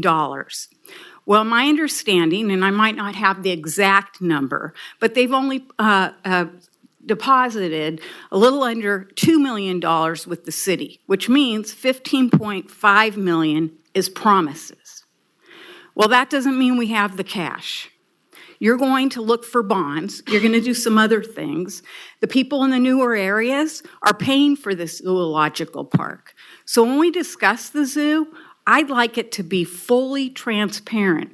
So in 15 years from now, when there's a problem, the people understand where the problem began and who created it. Thank you. Thank you, and that is our final speaker for public comment. We will move on to our next item, which is our city manager's report. Good evening, Madam Mayor, Vice Mayor, members of the City Council. Jason Behrmann, City Manager. Several items to report on this evening. As Ms. Wheat noted, I'll provide just a brief update on the Slow and Low. On January 8th of this year, I reported the Slow and Low barbecue restaurant located in historic Main Street on Railroad Street closed its doors effective January 1. City had provided a loan guarantee to River City Bank for the benefit of Slow and Low, guaranteeing a loan of up to $500,000 by pledging city funds that were on deposit with the bank. Slow and Low defaulted on the bank loan, and the bank retained approximately $425,000 of the city's collateral. The city intends to pursue foreclosure against the property pledged as collateral by the owner of Slow and Low in order to recover the city's losses. I'll just add a few other things. One is the last time I mentioned that a new barbecue restaurant was intending to open there, Horn Barbecue. They did a hiring event today, and they expect to open in the next several weeks, so we're looking forward to adding them.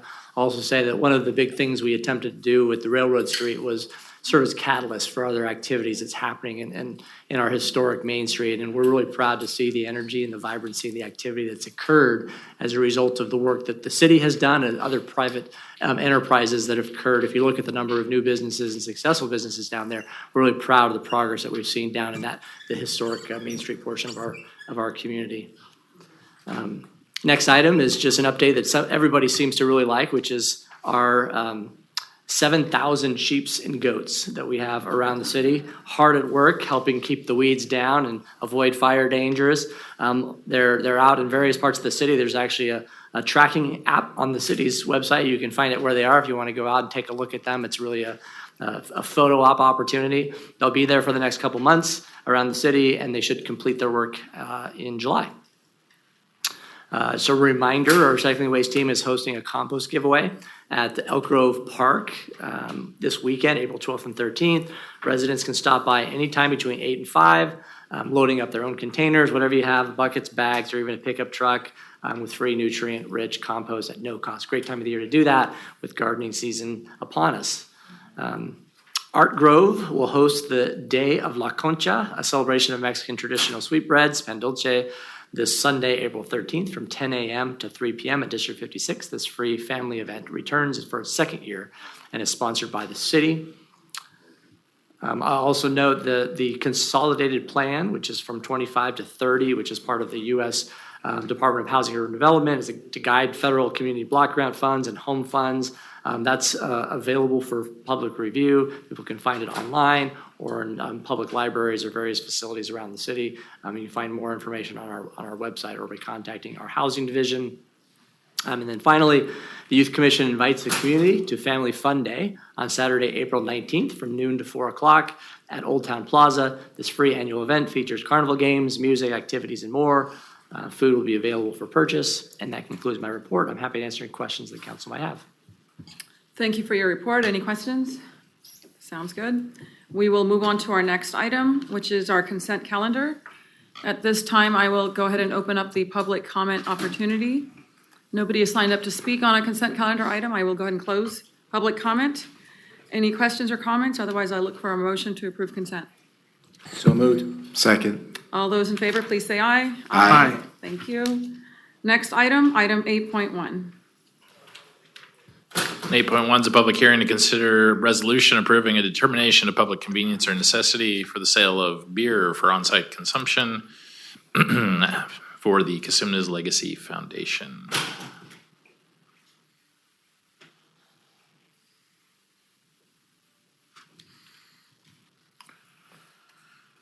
Good evening, Mayor Singh Allen, Vice Mayor Robles, members of the Elk Grove City Council, Antonio Ablog, Planning Manager, here to present to you tonight the Casumna's Legacy Foundation Determination of Public Convenience or Necessity project.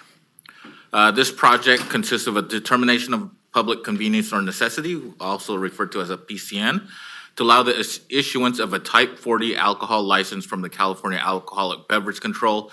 This license would allow the sale of beer from the pro shop at the Emerald Lakes Golf Course. As many of you know, the Emerald Lakes Golf Course is at the south end of the city, just adjacent to State Route 99. It's a 9-hole golf course that's operated by the Casumna's Community Services District. The request for beer sales will occur from the pro shop. They have set aside an area behind the operations counter where they will have a refrigerator to where they will store those alcoholic beverages, namely beer, and the sales will be by the attendants at the pro shop. Related to public convenience or necessity, there are certain times when a request to sell alcohol does require the city council to make a determination of public convenience or necessity in order to grant the license. One is in instances of high crime, and the other is in instances when a census tract is deemed to be over-concentrated with alcohol license sales. For this project, we have coordinated with the police department. It's determined that this subsector for crime reporting had 83 crimes reported in 2024. That is not considered a high crime reporting district. As far as the census tract itself, Alcoholic Beverage Control has determined that more than 4 on-sale licenses within this census tract is considered over-concentrated. This census tract has 9 current on-sale licenses, therefore it's considered over-concentrated. That's why the PCN action is before council this evening. In reviewing those PCN determinations, we look at several factors, including the proximity and number of other retail outlets selling alcohol, the proximity of the retail outlet to schools, playgrounds, or other facilities that serve young people, the proximity of that outlet to residential neighborhoods, and whether that retail outlet would provide a wide range of desirable goods or unique type of goods or service. This census tract that the golf course is located is unique. That census tract covers almost the full boundary of Grant Line Road for the city on the east side. So it stretches all the way from Highway 99 almost up to Calvine Road. As you can see on the map, while there are a number of licenses in the district, most of those are concentrated in Sheldon Old Town. And the only licenses that are in proximity to the Emerald Great Lakes Golf Course are Flatland Brewing, and Arco AM/PM at Grant Line Road, and then the Elks Lodge, which is a private club. Furthermore, as far as uses surrounding the Emerald Lakes Golf Course, the nearest public school is Elk Grove High School, more than 2 miles away. The nearest general recreation public park is Elk Grove Park, over a mile away from Emerald Lakes Golf Course. Of course, there is no residential development near the subject site. And while the Emerald Oaks Golf Course provides opportunities for all community members of all ages to enjoy golf activities, the golf course tends to serve an older demographic. This licensed location would provide a unique type of service in that it's a golf course, and the license would allow golfers and guests to enjoy alcoholic beverages while engaging in the sport, promoting relaxation and socialization, making the course a more attractive destination for golfers and guests. As previously mentioned, those alcoholic beverages will be stored in a refrigerator behind the counter, and only employees will have access. Sales will be limited to the hours between 6 a.m. and 9 p.m., and ID scanners will be used to verify ages before sales occur. And the police department has reviewed the project and determined that there is no public safety reason to oppose the finding of public convenience or necessity for this request. As far as the environmental review, this project is exempt in that CEQA only applies to projects that have the potential for causing a significant effect on the environment. This project will not bring about any physical change on the golf course.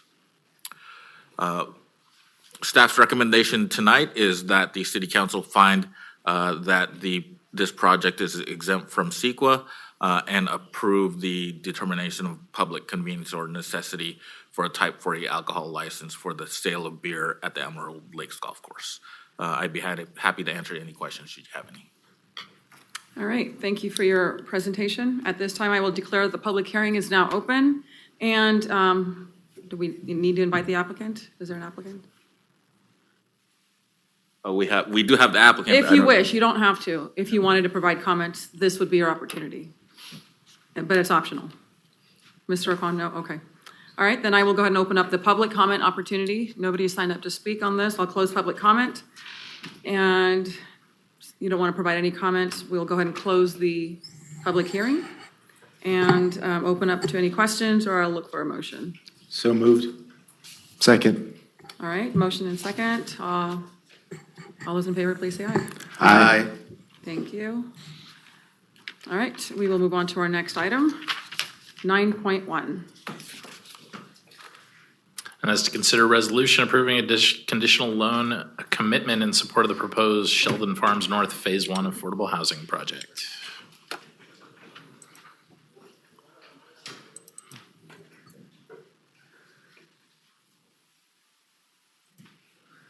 All right, good evening, Mayor and Council members. I'm Sarah Bontrager, your Housing and Public Services Manager. I'm here tonight to share with you some information on the Sheldon Farms North project, specifically Phase 1 of that project. But by way of background, always a quick reminder that we are planning on talking about our Affordable Housing Fund as the funding source tonight. That is our fund generated by fees on new development that is set aside for use on low-income housing opportunities. The Sheldon Farms North site, which you see here on the slide, was acquired by the city in 2013. It was dedicated by the developer of the single-family homes to the east. It is at Bruceville, or near Bruceville at Sheldon, and along what we hope will someday be the light rail corridor. In 2023, we did a request for proposals. We got 12 proposals for the Sheldon Farms North site.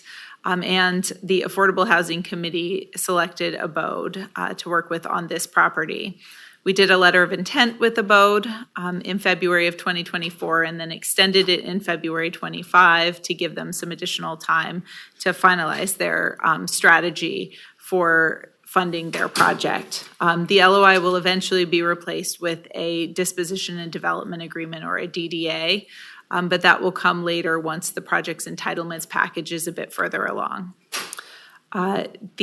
Overall, this is a project that is 240 units. It's a family apartment complex. It's being proposed in 2 phases to make it competitive for funding. The first phase is 122 units. 25% of those units will be set aside for adults with intellectual or developmental disabilities.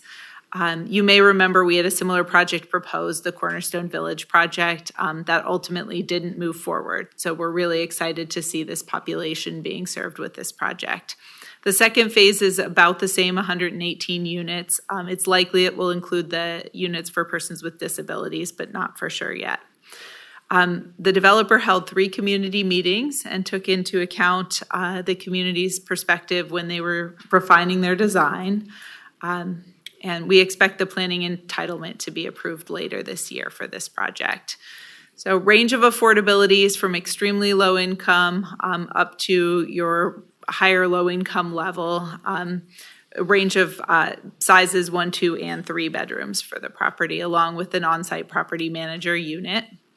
Lots of amenities, a community room, outdoor courtyards, a children's play area. They're actually planning to do a splash pad in the complex for kids to play at. And a good services plan, 15 hours a week of social services, up to 10 of those can be after school programming. So as you see here, this is the Sheldon Farms North Phase 1 site that will be subdivided into 2 separate parcels. You can see here that it's near single-family homes. There's another market rate apartment complex across the street, and near good retail opportunities for folks to shop at. Here's a quick overall site plan. I will turn it over to the developer for a couple minutes after this, who has some additional slides with some updated materials on the design. Overall, the total cost of this project for Phase 1 is $81 million. It ends up being a cost per unit of about $662,000. However, the city's subsidy is just 4% of that at about $28,000 per unit. That's lower than what we've seen on some past projects, but in line with what we've seen on the project we funded most recently. This project will use a variety of funding sources. They're hoping to secure funding from the State Department of Housing and Community Development, as well as to get 4% tax credits. And then they have a few other smaller funding sources for the project. They gave the city a loan application, which our Affordable Housing Committee members reviewed. Some of the project strengths I'll highlight really quickly. Abode is an experienced developer. This would be their first project in Elk Grove, but they have quite a few properties throughout California. As I mentioned, we really like the inclusion of the units for adults with intellectual or developmental disabilities, which are supported in part by a capitalized operating subsidy reserve to make sure that those units can stay really affordable for that population over many years. Like a lot of our properties that we funded in the last 10 years, this property does have a partnership to help the city address homelessness, which has been really helpful to staff in connecting people experiencing homelessness with housing units. All projects have some weaknesses, and I'll take a second to highlight a couple on this one. The project phasing in this could create a challenge where one of the phases could get built, but the later phase might not get built. Each phase would need to be competitive for financing on its own. We plan to mitigate this weakness through the use of a DDA and option agreement so that they couldn't build the second phase unless the first phase was already under construction. Likewise, ideally, we would do a loan commitment and the DDA concurrently. However, because we don't have the entitlement approvals yet on this project, we want to wait to have an accurate project description to include in the DDA. if we waited until the entitlements were approved, they would miss the funding opportunity for 2025. And we were hoping to get this project going. So we do have a condition in our loan term sheet that requires successful negotiation of a DDA on this.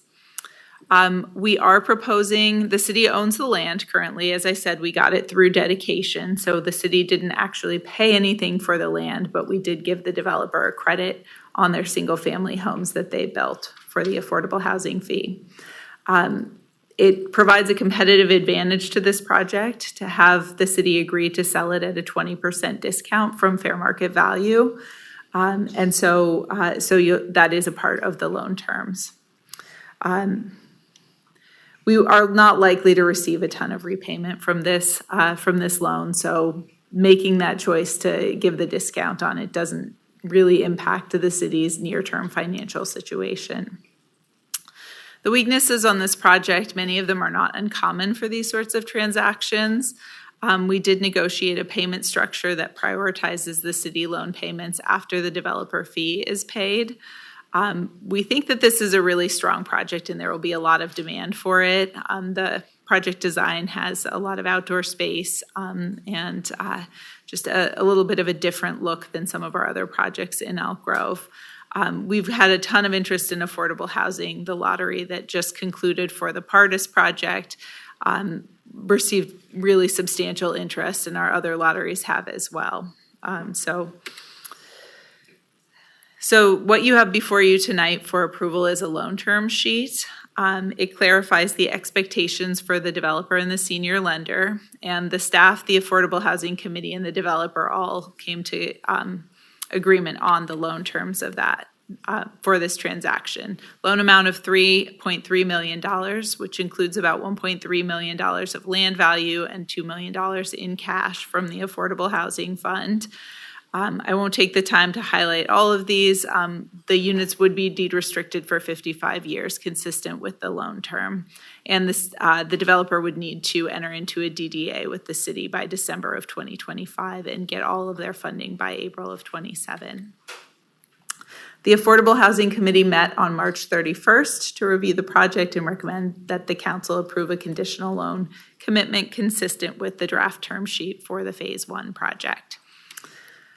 So tonight, the council has the option of approving that conditional loan commitment, requesting that staff continue negotiations on the loan to be brought forward at a later date, or deny the loan. And that's the end of my presentation. Paige Dow from the Abode team is here, and she has a brief presentation, but I'm happy to answer any questions that you have for me while I bring up her presentation.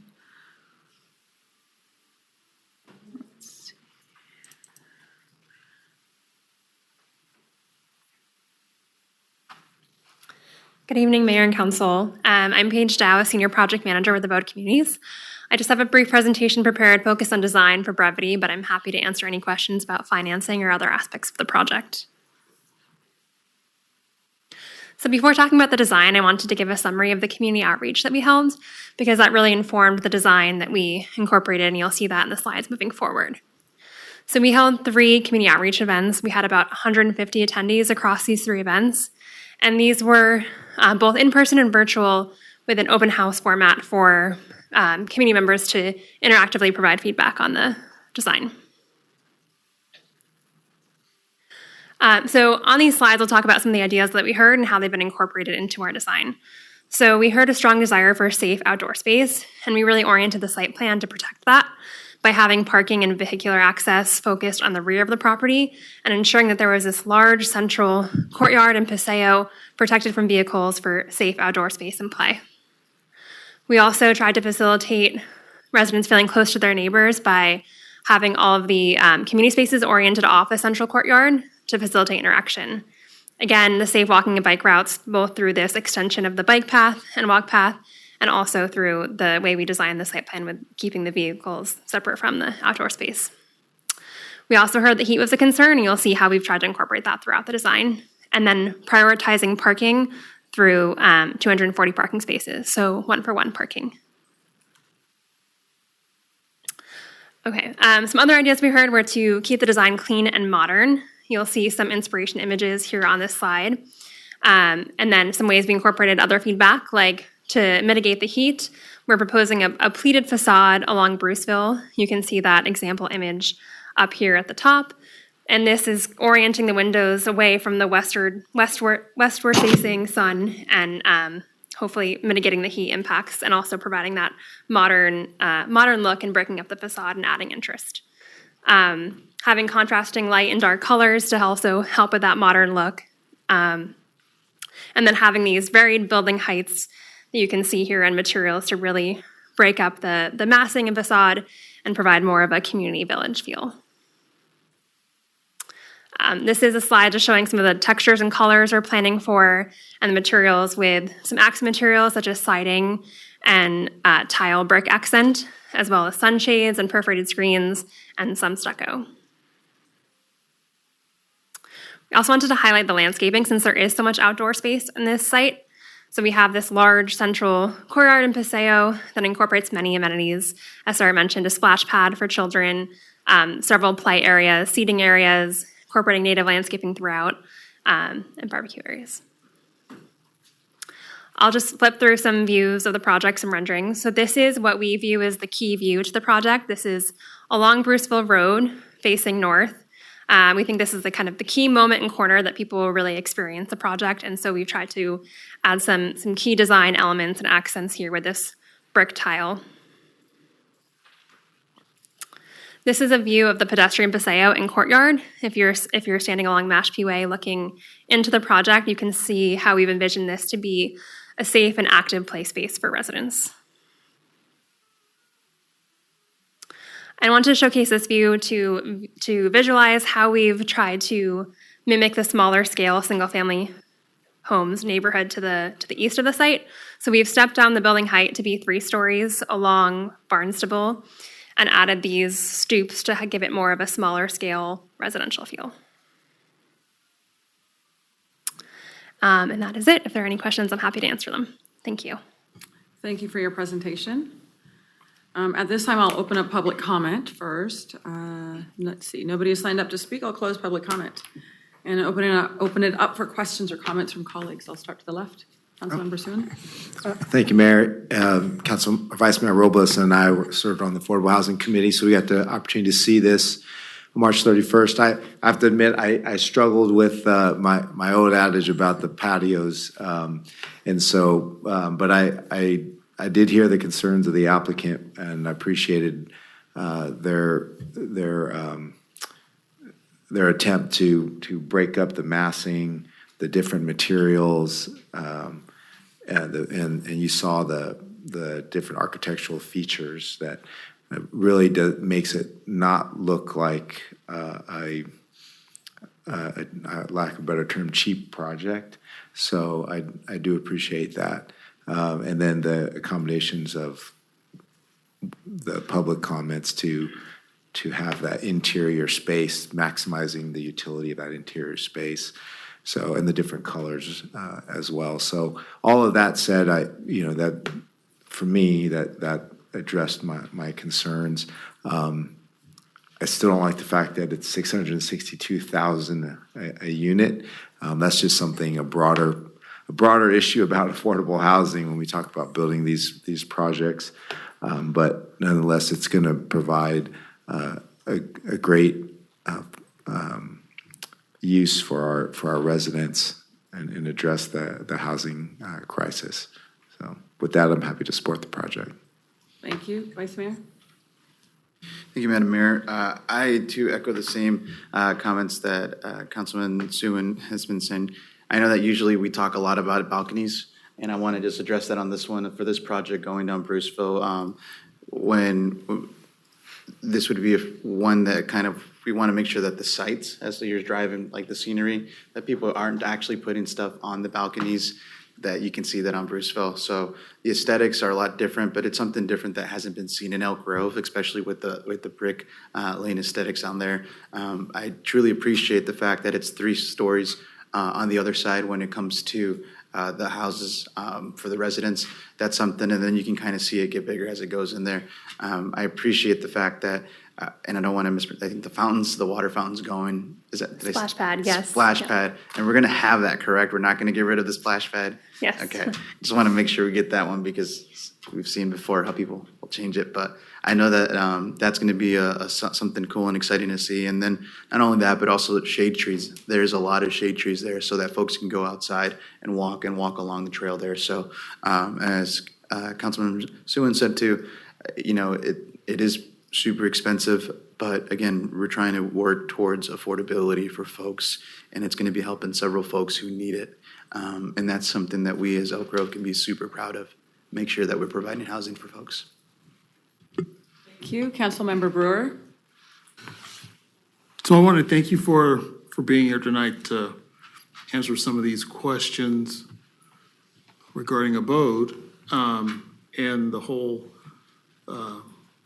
disposition and development agreement and how that all is going to come about. I know last year you held several workshops to walk people through the concept itself, along with getting people interested in signing up so they could be in line for the lottery for one of these sites when it gets built. As far as timelines go, will the LOI be enough to help get phase one put in anticipation of phase two? That's the first question. And what does the timeline look like to allow for the other consideration for developmental disabilities individuals to be put into the process for consideration for units as they become built, especially as we look at phase two? Those are my two questions.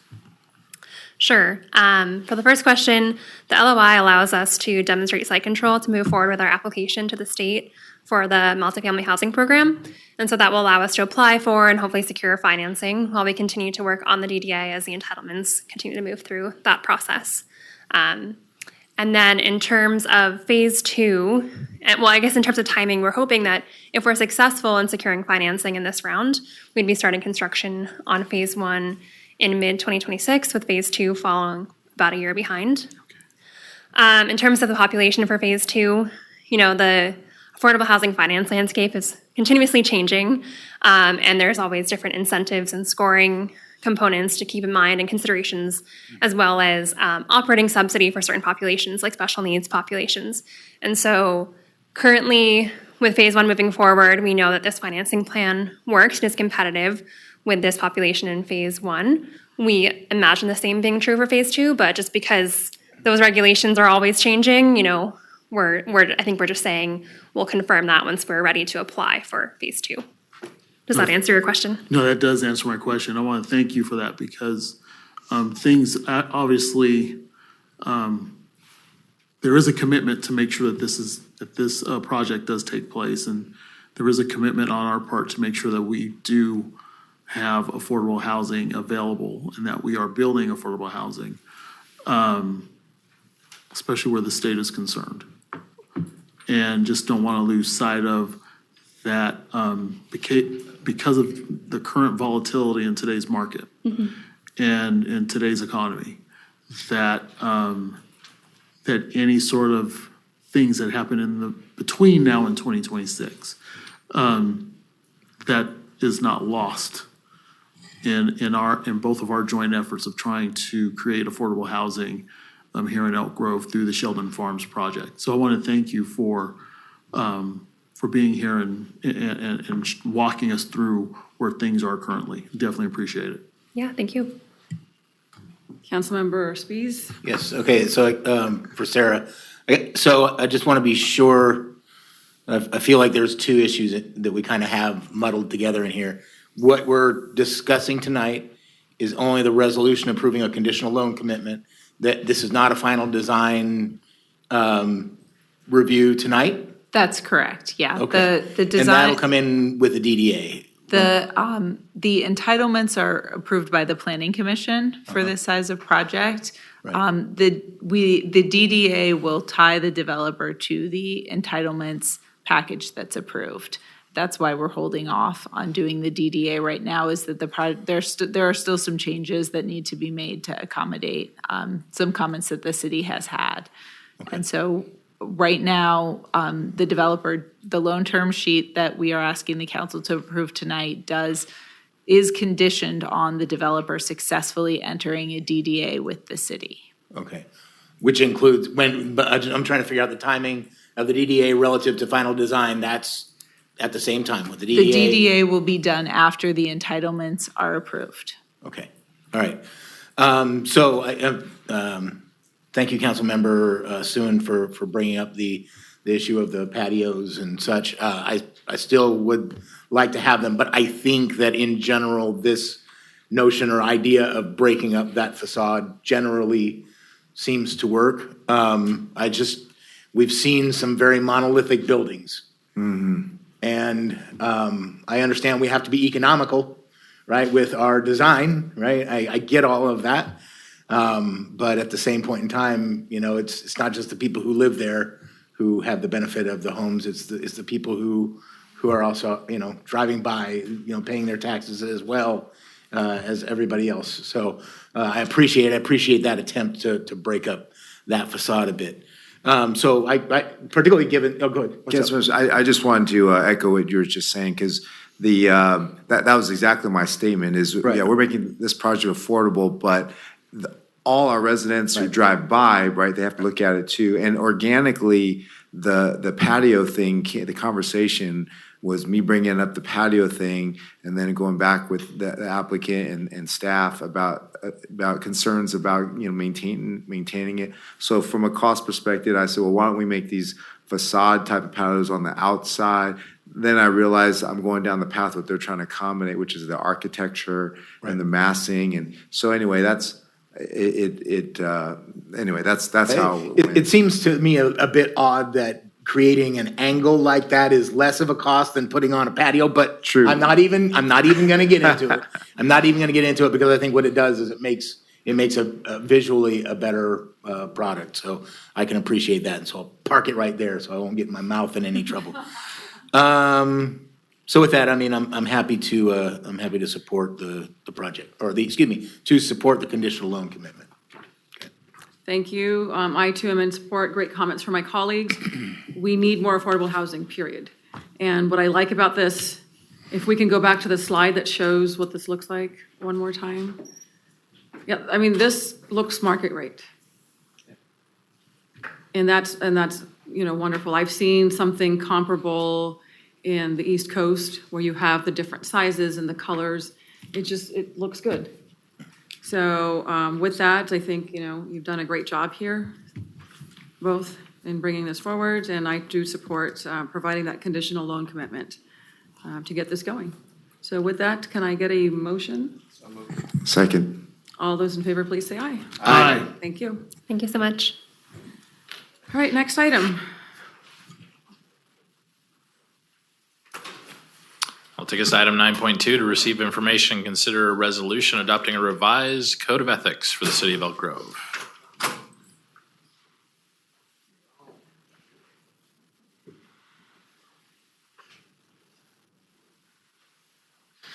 Good evening, Mayor and Council members. I'm Kristen Lawrence, your Public Affairs and Communications Manager. I'm presenting this item in my role as the Staff Liaison for the Diversity and Inclusion Commission. With me tonight is the city's Diversity and Inclusion Commission Chair, Tina Lee Vogt. Over there. Okay. And Brent Burfield, our commissioner who led the subcommittee working on this project. In 2005, members of the community worked with the City Council and staff to adopt a code of ethics to establish a culture of ethics and set standards for the behavior of all city employees, of officers, commissions, and elected or appointed officials.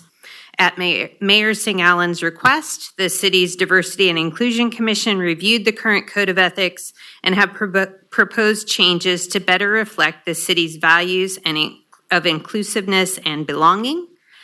Some language was revised to include modern terminology that acknowledges and affirms the diverse identities within the community, and other language was added to encourage cooperation in a spirit of tolerance and understanding.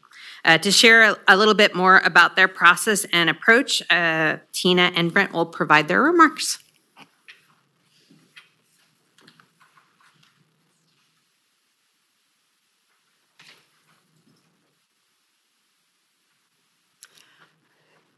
Good evening. I'm Tina Levo, Chair of your Diversity and Inclusion Commission. When we accepted this assignment, one of the things that we noted was the tone of the Code of Ethics seemed to be more somewhat negative and focused more on poor behavior versus really trying to affirm positive actions that the council as well as commission members and staff could take. So we undertook this role very seriously and wanted to have a code of ethics that really reflected the positive nature of the council as it is today. So we really looked at trying to have an approach that affirmed the actions that people could take to uphold their oath and their duty versus trying to be more negative in the approach and saying, don't do this, or just kind of making sure that people understand their role is important, but making sure that they did it in a positive way. And before I turn it over to Brent, I want to acknowledge Brent. Brent was new to our commission when we were working on this. We had been struggling with bringing it forward, and Brent really helped us get it completed. So I wanted to acknowledge the really hard work that Brent did in stepping up and taking the lead to get this completed. Thank you. Brent Burfield. I'll keep it short. Basically, I wanted to exemplify positive aspects, right? Let's be proud of the work that we're doing. Let's, instead of being, against personal, like Tina was saying, let's exemplify what's positive and not be focused on the negative aspects. And so that was kind of the guiding light through all of the revisions. So, thank you. So the revisions before you tonight were unanimously approved by the commission late last year. The council is being asked to repeal the resolution that established the original Code of Ethics and adopt a revised Code of Ethics for the city under a new resolution. We don't have a formal presentation clearly, but we have provided the red line version so you could see the differences between the two versions, and we're available to answer any questions you might have. At this time, I'll go ahead and open up public comment. Nobody signed up to speak on this. I will close the public comment. And since I brought this forward for consideration, I'll go ahead and provide some introductory remarks. I'm having something like this that's really in the the beginning of all of our binders, the beginning of our meetings, and all of that, the stuff that we collect in our material. You always see that code of ethics. You see it in other parts of the city as well. So it was important to have that diversity and inclusion lens to update and revise this. This was done how many years ago, did you say, Kristen? 2005. Yeah, 2005. And clearly our city has grown. We're much more diverse. And having the lens of everybody in the commission weigh in on this is important, because having that input is important. I wasn't part of the original council when this was adopted, but I do think having community, and a community is plural, of having that input on what they want in their code of ethics as part of the community is important. So I appreciate all the work that you all have done bringing this forward. I don't see any changes that I would like to make, so I do hope that you consider this for adoption. This is a revised, updated version of our code of ethics, and I do appreciate, Tina, what you had mentioned, and you, Brent, as well. When you go to classrooms, you want to have positive words, not negative words. It's what you can do and what you should do, not the don'ts. So it's a different way of looking at things. And it creates that positive, that aspect that you want to see in your community, in your government, and so forth. So I really appreciate that you really looked at language that was much more inclusive and a lot more positive. So thank you for your work on that. So that's sort of, the history of bringing this forward. Any questions on that? Oh, looks good. All right, well, I respectfully ask for a motion then. So moved. Yeah. Second. One of them. All right, we have a motion. I wanted to say something. Yes. I wanted to say something. So I know in the beginning I wasted trees. I carried a binder, and during the first year, just not only just reading the code of ethics, but really absorbing it, because it's supposed to be an aspirational statement of who we are and how we're supposed to represent the city. And I like the updated approach because it's aspirational. And it doesn't just have the onus on just the council. It's on everyone who serves the city in some way, shape, or form. And I really appreciate the work that was put into it by the Diversity and Inclusion Commission. I also want to give a special acknowledgement to Connie Conley because she worked on the initial code of ethics and she took a look at this final cut and she was very helpful in making this what it is today. It stays true to the values of who we are in terms of responsibility, fairness, respect, and honesty. But the bullet points that go in here go a little deeper, have a more meaning, and it's exactly what we need for these days and times. So I want to thank Mayor Bobby for bringing this forward and for putting it out there for the Diversity and Inclusion Commission to work on. But I definitely want to commend you for the work that you did, Tina and Brent, and bringing everyone together, because this is truly a really good piece of work. So thank you. And I'd also like to make sure that I acknowledge your city clerk who gave us really good guidance as we started working on it. So I wanted to make sure that we thanked him for everything and the support because we did that. And also members Jinky Doler, Bhavin Parikh, and Jessica Carter also worked with us on formulating this, and they couldn't be here tonight, but I want to make sure that their work is acknowledged as well. So thank you for the support and your faith in us to take this important document and update it for the city. Thank you. Thank you for your great work. So we have a motion and a second. All those in favor, please say aye. Aye. Thank you. All right, we will move on to our next item. It's item 9.3 to consider a resolution adopting the mission, vision, goals, and priority projects for 2025 and through 2027 and amending the governance principles contained in the Elk Grove City Norms and Procedures Manual.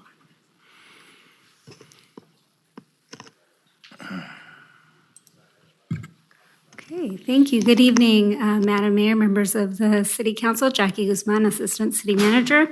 And I'm here to summarize the council retreat that happened on February 20th, 2025, and bring back some follow-up action items. So the council meets every 2 years to come together in a retreat and focus on governing principles, community visioning, to review strategic goals and priority projects. And we did meet on February 20th, and I want to just go through a few outcomes from that meeting. The council did affirm its mission, vision, and goals with no changes. You did propose amendments to your norms and procedures, and we also proposed changes to the 2025-2027 priority projects. So I'll go through those. Again, affirming the mission to provide exceptional services that enhance the quality of life for our residents and promote a thriving economy in an efficient and cost-effective manner. And affirming your vision, Elk Grove prioritizes a superior quality of life for all that builds upon the community's diversity and heritage through safe, welcoming, and connected neighborhoods with a variety of residential, educational, and employment choices and amenities that create a sense of place. You also affirmed your city goals. You have 4 city goals: a vibrant community and sustainable economy with diverse businesses and amenities, a safe and resilient community, a high-performing and financially stable city government, and a city with infrastructure that meets its current and future needs. We did review the city's council norms and procedures, and you had 2 things that you focused on for changes. You proposed 2 new governing principles. The 7th principle will now be we listen to and demonstrate respect for each other, staff, and the community. And the 8th principle will be we continually build trust and relationships with each other, staff, and the community. We also had a discussion around proclamations and certificates of recognition or appreciation. And you desired to change or really clarify some language there to document really a past practice and a practice that you want to memorialize, which is that these certificates of recognition and appreciation should be a matter of local concern within the subject matter jurisdiction of the city, or the recipient of a recognition should have direct ties to the City of Elk Grove. And I'll just note that for those, we've included red line changes in the packet so that you can clearly see where those changes were to your norms and procedures. In terms of priority projects, these continuously change every 2 years because there are projects that are completed or new projects or refinements. And so this year we did remove completed projects that are now in the ongoing maintenance phase, or projects that are being put on hold indefinitely. We refined some project scopes, mostly because we're in a different phase of that project.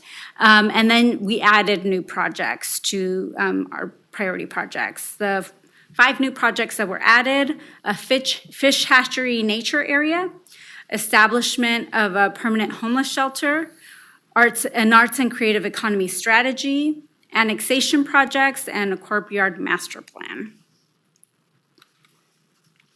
And again, the full list of priority projects is attached to the agenda item. So our recommendation tonight around these action items is that the City Council approve a resolution adopting the city's mission and City Council vision statement, goals, and priority projects for 2025-27, and that the City Council approve proposed amendments to the Elk Grove City Council Norms and Procedures Manual in alignment with your direction to staff. I do also want to mention that there was other direction to staff that was given at the council retreat. These are not actions that are being taken tonight, but these are additional follow-up items that will come back to council. You did desire to propose a process for instituting terms, not term limits, for members of city commissions and committees. That should come back to you in the next council meeting on April 23rd. And then we are also evaluating subsidies for low-income residents and seniors on fixed income. You should see that in the spring. We're also exploring enhancing youth engagement and programming, and we've started analyzing that and exploring those options, and we'll come back to you for that. And with that, concludes my presentation. Happy to take any questions. All right, excellent presentation and recap. So let's see, I will go ahead and open up public comment. I don't see anyone signed up to speak. I'll go ahead and close the public comment opportunity and open it up for any questions or comments, but I think you did a great job summarizing what took place, including those wonderful graphics. Any questions or comments? Move to adopt the resolution. Second. All those in favor, please say aye. Aye. Thank you. Next item, please. Next item is item 9.4, which is to consider appointment of one voting member to the Historic Preservation Committee, which could include a possible appointment of an alternate member, and appointment of one voting member to the Diversity and Inclusion Commission. Good evening, Mayor, Vice Mayor, and council members. I'm Jason Lindgren, your city clerk. As of the printing of our staff report, the world keeps moving and there's a lot of pieces that we're moving around. So what you will find tonight is that for the Historic Preservation Committee, you had 6 total applications. One was pulled back out from consideration. But for the Historic Preservation Commission, what we have is a vacancy for a voting member position. If you do elect of the current existing members, there are 2 alternates, and one of those alternates could be moved up to be a voting member. Then you could use our applicant pool in order to find an alternate. And then with our Diversity and Inclusion Commission, you will have 24 applications. As far as folks that have qualified applications, I think we have several members in the audience tonight wishing to speak, so I will give the floor over to them to present their case. All right. Excellent. At this time, I'll go ahead and open up the public comment opportunity. We have several people signed up. We'll start with Teresa Plumutil. You'll have to correct me. Followed by Dr. B.J. Snowden.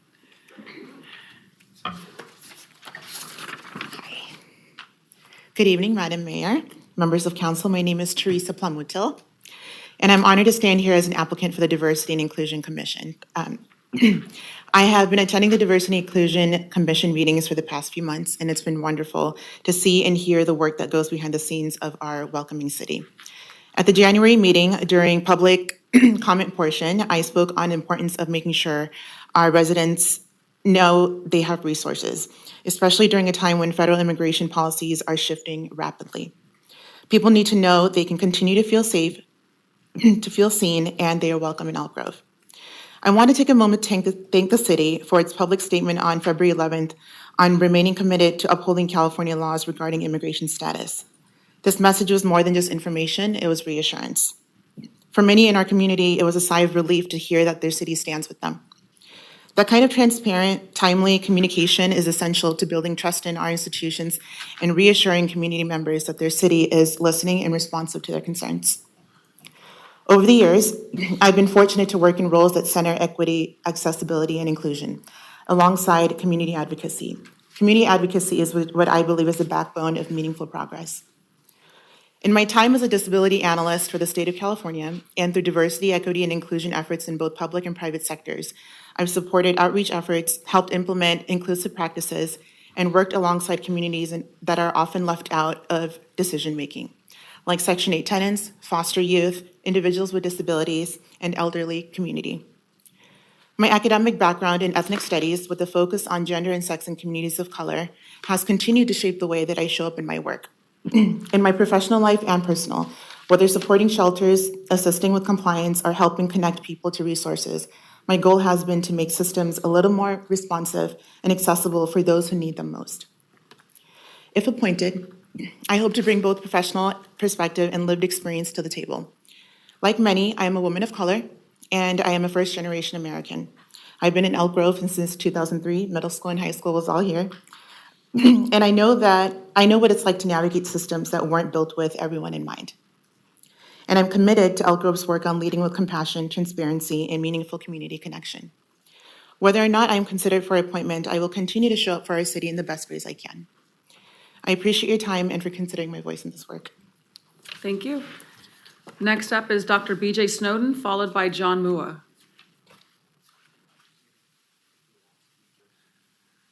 Okay, maybe in the hallway. Mr. Snowden, if you're here in the hallway, we'll come back to you. All right, we'll go to John Mua, followed by Nabila Khan.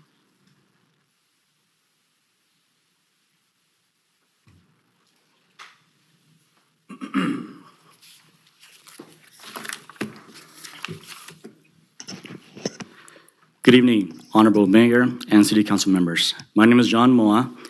Thank you for the opportunity to speak in regards to the diversity and inclusion vacancy. Being born to immigrant parents, I've experienced firsthand the social injustice and racial disparity because of my background. From being told, we can't service you, to go back to your country. I've often thought that if these people would just take the time, they'd understand that everyone deserves decency. My family and I moved to Northern California in the mid-2000s. We settled in Elk Grove because of its distinguished school district, beautiful parks, and richness in diversity.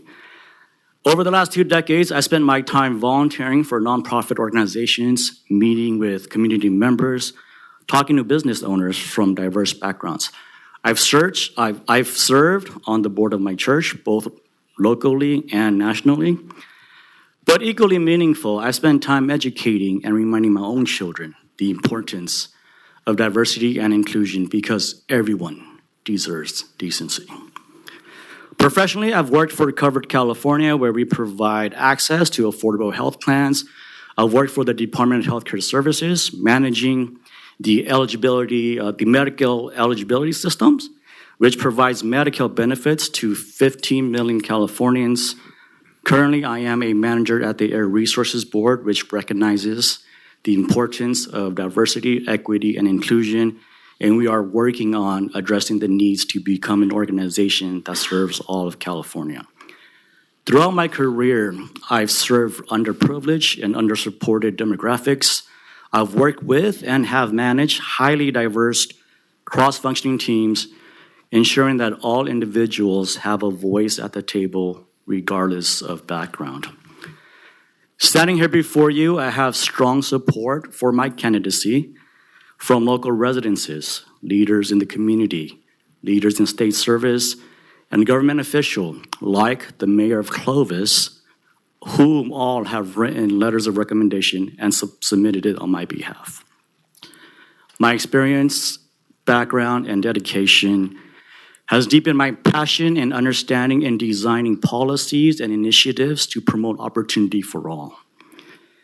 Lastly, I have always been proud that Elk Grove was defined by this compassion and assurance for all, as proclaimed in 2016. This is no place for hate. I am committed to serving with integrity and making a positive impact on the issues that matter to our city. I would be honored to work for the committee in furthering the assurance that everyone deserves decency. Thank you for your consideration. Thank you. Next up is Nabila Khan, followed by Kevin Mantilla.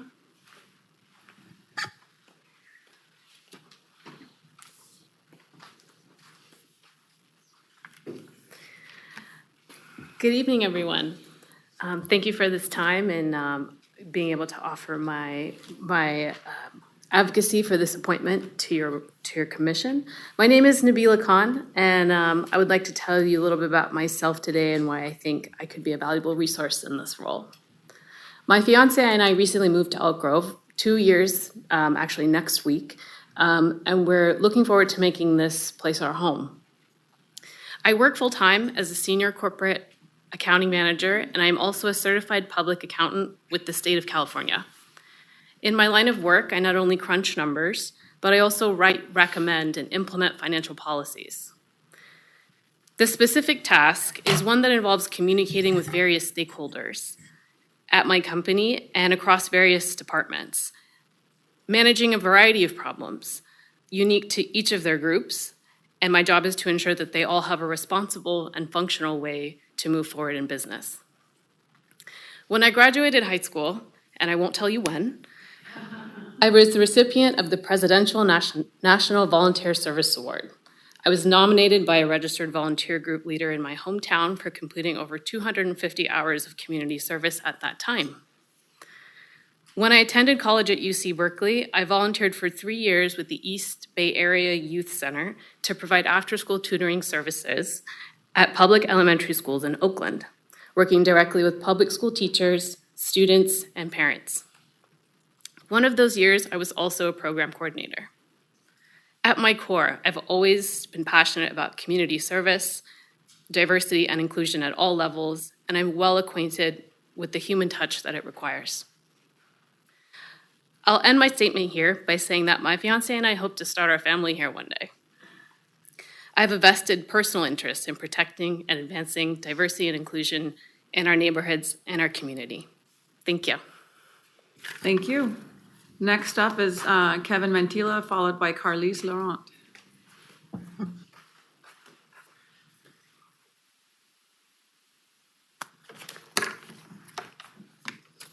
Hi, good evening. My name is Kevin Mantilla. I have applied to the open seat on the Diversity and Inclusion Commission. In my professional experience, I'm an engineer in the tech industry with a Bachelor of Science in Electrical and Computer Engineering. It's an industry that I developed my project management skills, which I believe would serve well on this commission. Despite the technology focus of my education, I have always strived to be an advocate for diversity and inclusion. I was a member of the employee resource group whose purpose was to help create a safe and welcoming environment for LGBT plus employees, enabling them to do their best work. I've also marched with that company at the Sacramento and San Francisco Pride rallies, being a visible ally and promoting a message of unity. More locally, I've involved myself with support groups at the Sacramento LGBT Center, and I've also facilitated public social soccer meets with the goal of creating a safe space for people of all identities to freely participate in sports. Additionally, I'm a passionate educator. At university, I was a tutor as well as a workshop chairman for my university's chapter of IEEE, facilitating educational events on electronics and career development. I want to serve on this commission to be an ambassador and educator here in Elk Grove and help make it the best city it can be and continue its goal of being a city welcome to all. Thank you very much, City Council members, for your consideration. I yield the rest of my time. Thank you. Next up is Carlise Laurent, followed by Jade Rogers.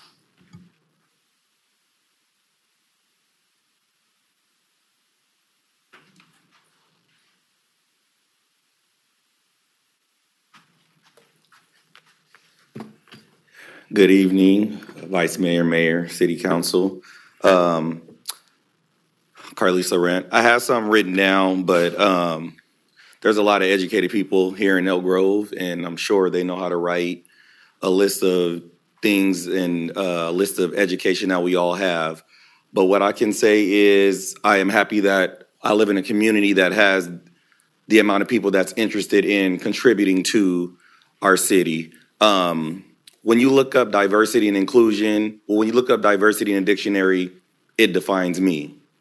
I come from a background of not having anything, HUD homes, using state systems. I have worked my way up into middle class. I am a Black man. I am gay. I am married to a Caucasian man. And so I'm aware of how everything pretty much works. I applied for this position last year because it was something near and dear to my heart, but then I don't think I was all the way ready. This isn't a position that I want to put on my resume because of a job that I'm looking for. This isn't something that I want to move up. I want to get to move up with politically. This is something that I want to do because it's near and dear to my heart.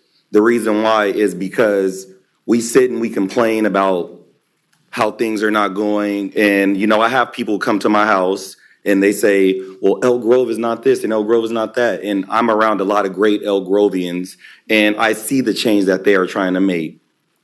So rewind, 13 years ago, my in-laws moved here. We used to come here a lot. I can say Elk Grove was not where it needed to be for my liking to feel comfortable. 3 years ago, we made the move here. I love the city. We came from Fresno. I love the city. I'm not looking back. This is where I want to be. So I thought to myself, where can I plant my seeds here in Elk Grove? This is a place I want to grow with. I want to continue to help and push because this is a progressive city. I see the progression happening, and this is something I want to be a part of. I volunteer my time. I'm part of the chamber. I was an ambassador for the chamber. I'm part of the LGBT Real Estate Alliance. However, I don't just volunteer just to volunteer because I like being at home and I like my time. If I do volunteer, it's because I can make a difference and it's something that basically is special to me. Like I said, I had a whole speech I could have written, but ultimately I'm out here. I actually do the work. I actually show up. I actually volunteer and people actually know me. So I can write this whole speech about anything, but I'm actually in the field. I'm in the low income housing. I'm out here at the bars. I'm out here volunteering my time. So at the end of the day, I hope I am considered because I will show up and I always do show up. Thank you for your time. Thank you. Next is Jade Rogers, followed by Derica Moore.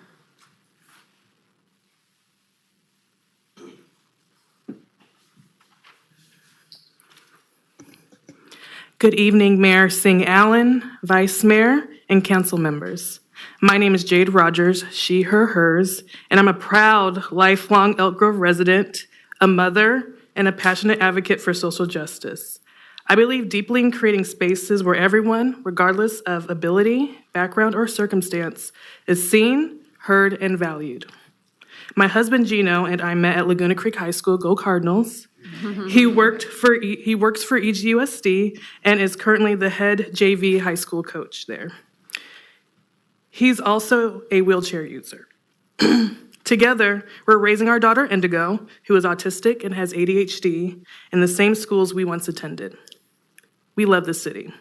But there are moments when Elk Grove doesn't fully see families like ours. For example, when Gino can't access playgrounds with Indigo because of gravel paths or lack of ramps, or when we struggle to find enclosed parks that keep our daughters safe from elopement. These are more than inconveniences, they're barriers to equity. I envision an Elk Grove where families with neurodivergence, physical disabilities, and varied cultural identities feel supported in every space. This vision requires education, thoughtful outreach, and ongoing advocacy, all of which I bring to the table. Professionally, I serve as the AmeriCorps manager for 916 Inc. and the Fund Development Manager with Celebration Arts Theater, two organizations rooted in storytelling, youth empowerment, and community voice. I've raised vital funds for programs uplifting Black and Brown youth, LGBT plus creatives, and individuals impacted by disability and poverty. But I don't just fundraise, I advocate, and I continue just to build on that. I hold a degree in reconciliation studies, which is another word for conflict resolution, and I am a certified circle trainer in social justice. In 2021, I co-facilitated racial healing justice circles at Sac State with over 120 participants. These spaces prioritize listening, empathy, and accountability, principles I would bring to this commission. I also know this work is not always easy. Conversations about equity can be emotional, and they should be. That passion shows care. But meaningful progress requires collaboration, trust, and calling people in, not calling them out. That's the space I hold, one of grace, growth, and shared responsibilities. Elk Grove is a beautifully diverse city, but diversity alone isn't the finish line. Inclusion asks, are our sidewalks and events accessible? Are we co-creating policies with our communities, not just for them? To the current commission, thank you for the foundation you've built thus far. I would be honored to continue that work with you, not just as a voice at the table, but as someone who's who's helping build a table where everyone belongs. Thank you for your consideration. Thank you. Next up is Jerika Moore, followed by Nathaniel Kopis.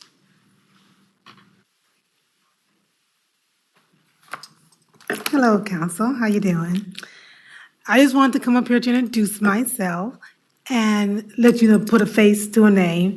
Also, began by being a part of the Elk Grove 101 class. I was in the first class they had, and that got me more interested about doing something in Elk Grove because I do a lot in Sacramento, which is where I grew up and where I go to church, where I work. And so I'm very involved in Sacramento, but I was like, I need to be more involved in where I live and pay taxes. And, and where I'm at, I want to spend more time in Elk Grove. So I thought this seemed like a very good committee to be a part of because clearly I'm Black, but I also have been involved in many things, diversity and inclusion in Sacramento, be it with my church, not particularly with my job because I'm a federal worker, and but with a previous job, I used to be the control over at Loaves and Fishes, and so you had to be very involved in Loaves and Fishes, that no matter what your position was, and I just wanted to be involved in this committee, and I thought, but I didn't know so many people want to be involved in this committee. I was like, my goodness, but that's good. That means it's a good committee. That's what it's telling me. So if I'm one of the ones you select, that'd be great. If not, I'll still come out and be involved. And yeah, because we also have a Elk Grove 101 kind of subcommittee that when we get together every Tuesday and figure out other things we can do within the city. So that's what I have. Thank you. Thank you. Next up is Nathaniel Kopis, followed by Shweta Dalla.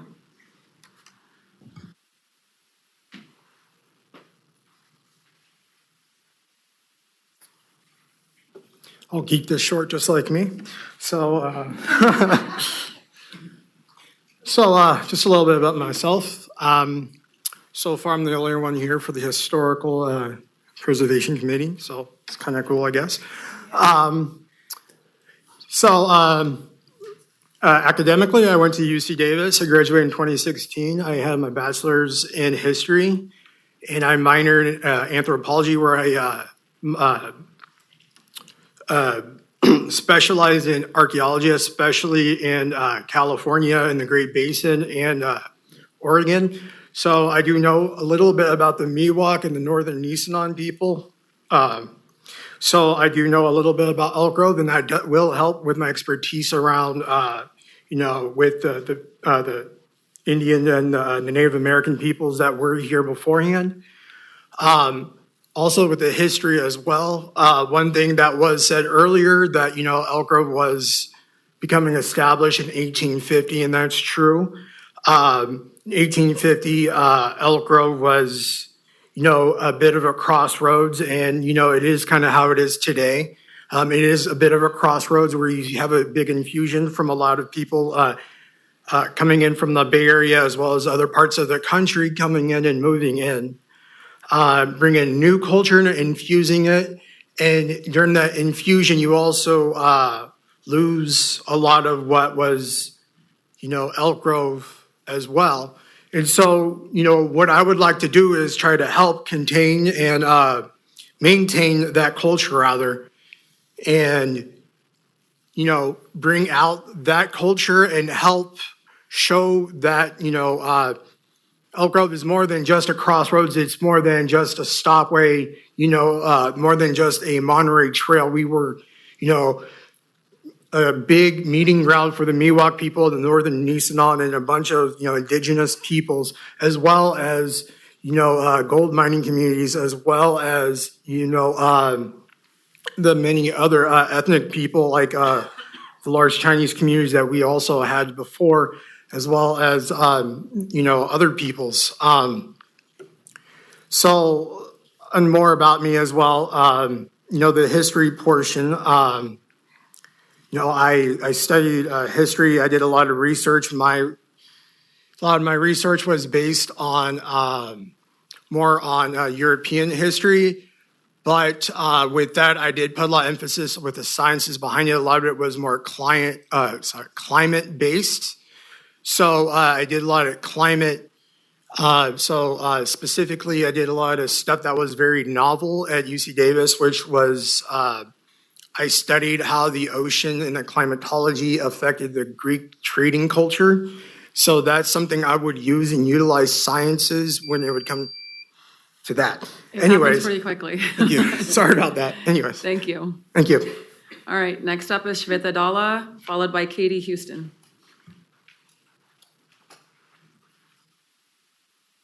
Good evening, everyone. Respected Mayor, Vice Mayor, and Council members. My name is Shweta, and I'm currently a member of HPC, and I joined last September. I believe successful cities are a good blend of mixed land use, diverse communities, effective governance, and varied economy, and I'm proud to say Elk Grove has it all.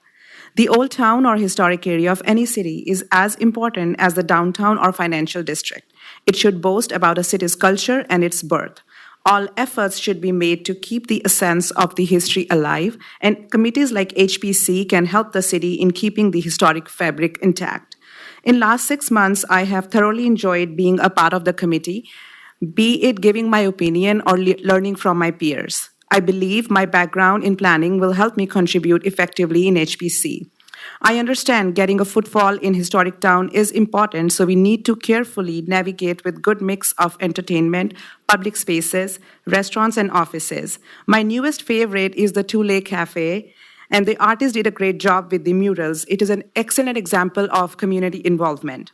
I recently joined the Elk Grove 101 program recommended to me by my chair to understand my city and its governance better, and I love it so far. And I, along with the committee, strive to make HPC more involved with the city and to keep our historic area thriving. Thank you. Thank you. Next up is Katie Houston, followed by Dr. Tristan Bazzini.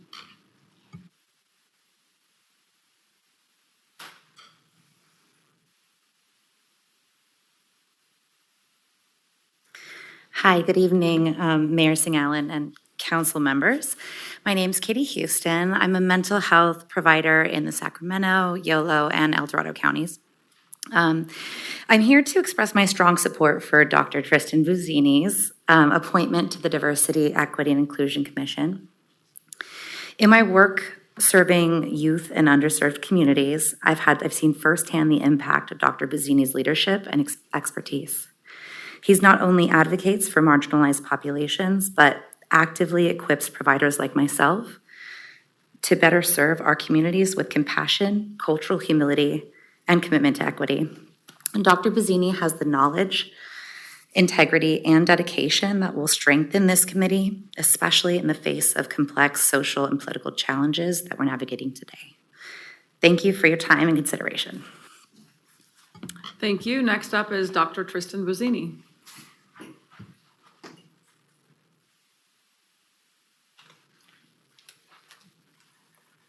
Good evening, Mayor Singh Allen and honorable council members. It's truly a pleasure to be here with you this evening and to make your acquaintance. My name is Dr. Tristan Bazzini. I'm a licensed clinical psychologist with 15 years of progressive and multifaceted leadership experience in city, county, and state government positions.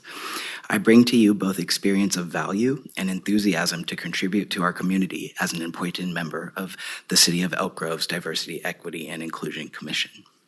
My experience and expertise converge at the nexus of providing mental health services to diverse, vulnerable, and underserved populations in our community, training, supervising, and statewide subject matter expertise in full spectrum DEI policy development, program implementation, staff and citizen training, community needs assessment, stakeholder engagement, and compliance and feedback reporting, with particular specializations in the area of LGBTQ+ and gender diverse patient care. I more recently received a State Distinguished Service Medal for my work and leadership implementing SB 132 statewide in accordance with the Transgender Rights and Dignity Act. At present, my community leadership engagement includes service to the Sacramento Valley Psychological Association as the diversity chair and incoming president of their board of directors. I am actively involved in advancing DEI within the City of Elk Grove and our greater Sacramento area through community outreach, legislative advocacy, and program and event development. I offer trainings, mentorship, and teaching in our communities to further protect and promote DEI for future generations. As a graduate of Equality California's LGBTQ+ Political Leadership Academy and member of the 2025 Victory Foundation candidate and campaign class, I am passionate about continuing to offer my knowledge, skills, and expertise to support and protect DEI initiatives, legislation, education, and awareness at all levels of our city, state, and federal government. Thank you for your consideration.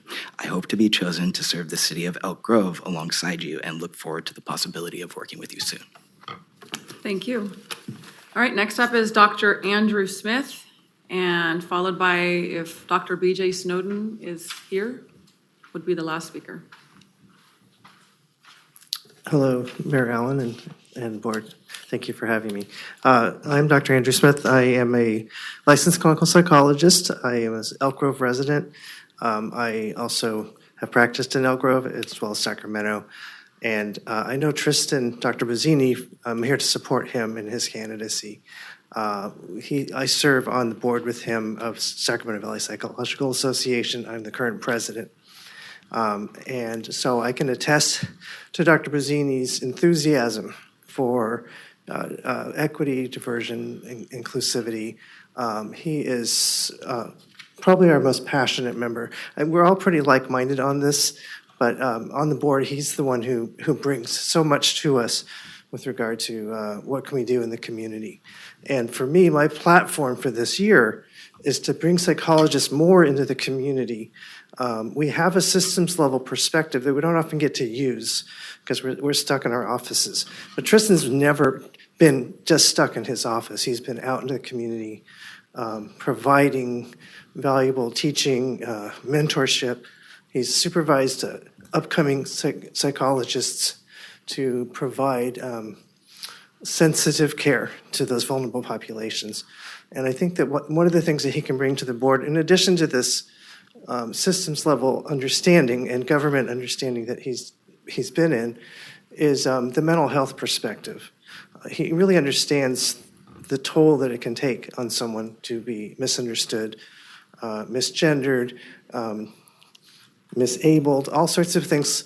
I think he has a real heartfelt perspective on that he can bring to both, he lives this, what he does. You can just see it in how he talks about things. So I think he'd be an excellent candidate for you. Thank you. And our final speaker, if he's here, is Dr. B.J. Snowden. Okay, so we will go ahead and close the public comment opportunity on item 9.4. I'm going to start with the easy one, the Historic Preservation Committee. So I would like to move forward Shweta Dalla from the alternate to the voting member. And then I would like to recommend Nathaniel Kopis for the alternate position. That sounded? So Okay. moved. Yeah, All right. agreed. The next one is going to be the hard one. As always, I want to thank all of the applicants and particularly those that came out this evening to speak on your behalf of yourself or somebody else. Really, really appreciate it. And what I saw in this application pool is a number of new applicants, which is really exciting to see. Highly, highly qualified background here of new applicants. It's just phenomenal. So I wish I had spots for everybody, but this is always the hard part, is to recommend somebody. In looking at the makeup of the current D&I Commission, we have a majority women on the board, and I think we only have 3 men, if I'm not mistaken. Is that correct? I have look, Brent, but- Bovin, yeah. and Michael. So what I checked earlier, but just in case I missed somebody, I want to know. But, so I do intend to nominate someone to fill some of the void here with, what your unique perspective is. What is it that you bring to the table? What is your lived experience? And you've made this very hard for me because all of you have great histories and background. There's 3 that I have flagged for consideration, and we can discuss those. One is Tristan Bozzini. The second is Carlise Laurent. And the third, and I will say the one that I got the most support from, lots of letters of support, is John Mua. So those are the 3 that I would like to discuss for consideration. I'm torn. I don't have one over another. I'd be curious if you have any relationships with, I of course know Carlise, and I think all of you know Carlise, but it's hard for me to overlook the vast number of just those letters of support and testimonials for John Mua. They were quite compelling. I don't know if you all got copies, but I certainly did, and just remarkable. Tristan, what you shared here, and then of course the 2 speakers that supported, that came up in support of you, quite compelling, as well as what you bring to the table. And Carlise, just the tenacity of coming back and wanting to be a part of this. So thank you for that. Those are the 3 that I'm looking at right now. I can start. Are you, did you say Carlise had applied last time? He mentioned, I think you applied last year. You applied last year, Carlise? Yes. Okay. Yes. And that is something we look at, just that tenacity. Yeah. So, I mean, I've met Carlise before many a times. In fact, I have tie envy, Carlise. You always got the flashy tie, my friend. But I've had the opportunity to talk to Carlise many times over the last couple of years. He has been an active supporter of the Chamber of Commerce. He's there like tirelessly and very committed. So I can bear witness to his commitment. And so not only that, I mean, he's a great guy, fun to hang out with. But I can, while all 3 that you have recommended, in fact, I hate every time we say, oh, we got a great selection of people. We do. We do. We really We absolutely do. We have Yeah. a fantastic, group. But, if I was going to try to help you solve the quagmire, it would definitely be Carlise. Good to know. Anybody else? Mayor, No, if I could chime in on that too, because. Okay, I'll go after you. Is that Okay, okay? yeah. Thank you, Councilmember. These are all great applicants. I just wanted to highlight too, I heard you say, Madam Mayor, about the majority of women, but I could not give a shout out to Deneva Shelton and Of course. Ashu Mishra and others on here that, also active in the community. Very. But bringing it back to what you said, and much respect to Mr. Mua as well, and Dr. Bazzini. Carlis really spoke to me during his testimony, is that he does show up. I mean, in terms of, I know everybody here would show up, but he's been there. We all know him because he's been involved volunteering in several different capacities already. And so that's what stood out for me. And actually, you reminded me that he had already applied before. So that kind of put me over the top on that one. And I didn't want to overlook also Michael Hill. Oh, yeah, who he was he's coming back, yeah. but it would be short-lived. So I guess part of my pause was he wouldn't be here for an indefinite period of time. It would perhaps be just less than a year. Yeah. And he didn't come here. I think he's traveling back. So I do always appreciate when you come up here and you show up the evening of the appointment and you make that case for yourself. Makes it a little easier because the applicant pool is just so great. Yeah, and Michael Hill did a great job. For me, it's just he'd done it before, so I want to give someone else a chance. That's all. Thank you. Yeah. Anyone else? Yeah. Yeah, go ahead. So this committee, this commission always gives us a spoil of riches of very qualified and in a lot of cases overqualified applicants. But that shows you the passion that people have for Elk Grove, but really want to put their best foot forward when it comes to dealing with the issues of the day and how this city grows. We had a lot of great applicants like Dr. Mua, Dr. Bazzini, Jade Rogers. He had a really good strong group of people. Mark That's why it's so hard tonight. And that's why it's a hard selection. But even for the people who are not here, knowing those individuals and what they bring to the table brings out a good, strong breadth of applicants. But I think like everyone else, because I've talked to Carlis, I've known Carlis for a long time. And just, there's folks when you have conversations, you just listen. You listen of who they are and why they are here in Elk Grove, what attracted them to Elk Grove, but what they are doing on a day-to-day basis to make Elk Grove better. And Carlis applying for this was very, very telling for me in this respect. Yeah. But this is no slight towards the other applicants. I really believe that folks stay involved, stay engaged. We have a lot of commissions to be involved with, in addition to still being involved with the Diversity and Inclusion Commission as a non-member, because your voice will still be heard and your voice will still be a part of what we do here in the community. I just thank everyone for coming tonight and sharing your testimonials, why you should be here. I mean, it's a really good field of applicants tonight. But from my perspective, I do like having Carlis on the commission to in this round. And who knows, in a couple of weeks, all of you will probably be up for consideration again, as we may have another member vacancy open. So I hope you don't take this tonight as a rejection. Please stay involved. Please stay engaged, because we could definitely use your voice. So thank you.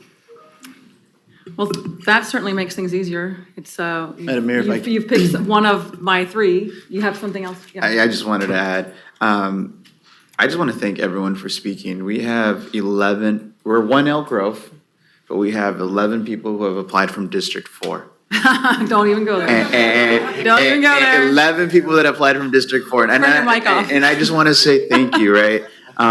Because just saying, we're putting ourselves out there, and a lot of folks from District 4 are, but no. Okay, so since you brought up District 4, I do want to mention the disproportionate representation on the board already. I know, but I kind of wanted, I'll Yeah. continue a little bit. Well, we can talk about I mean, you guys got to get your No. districts to come out.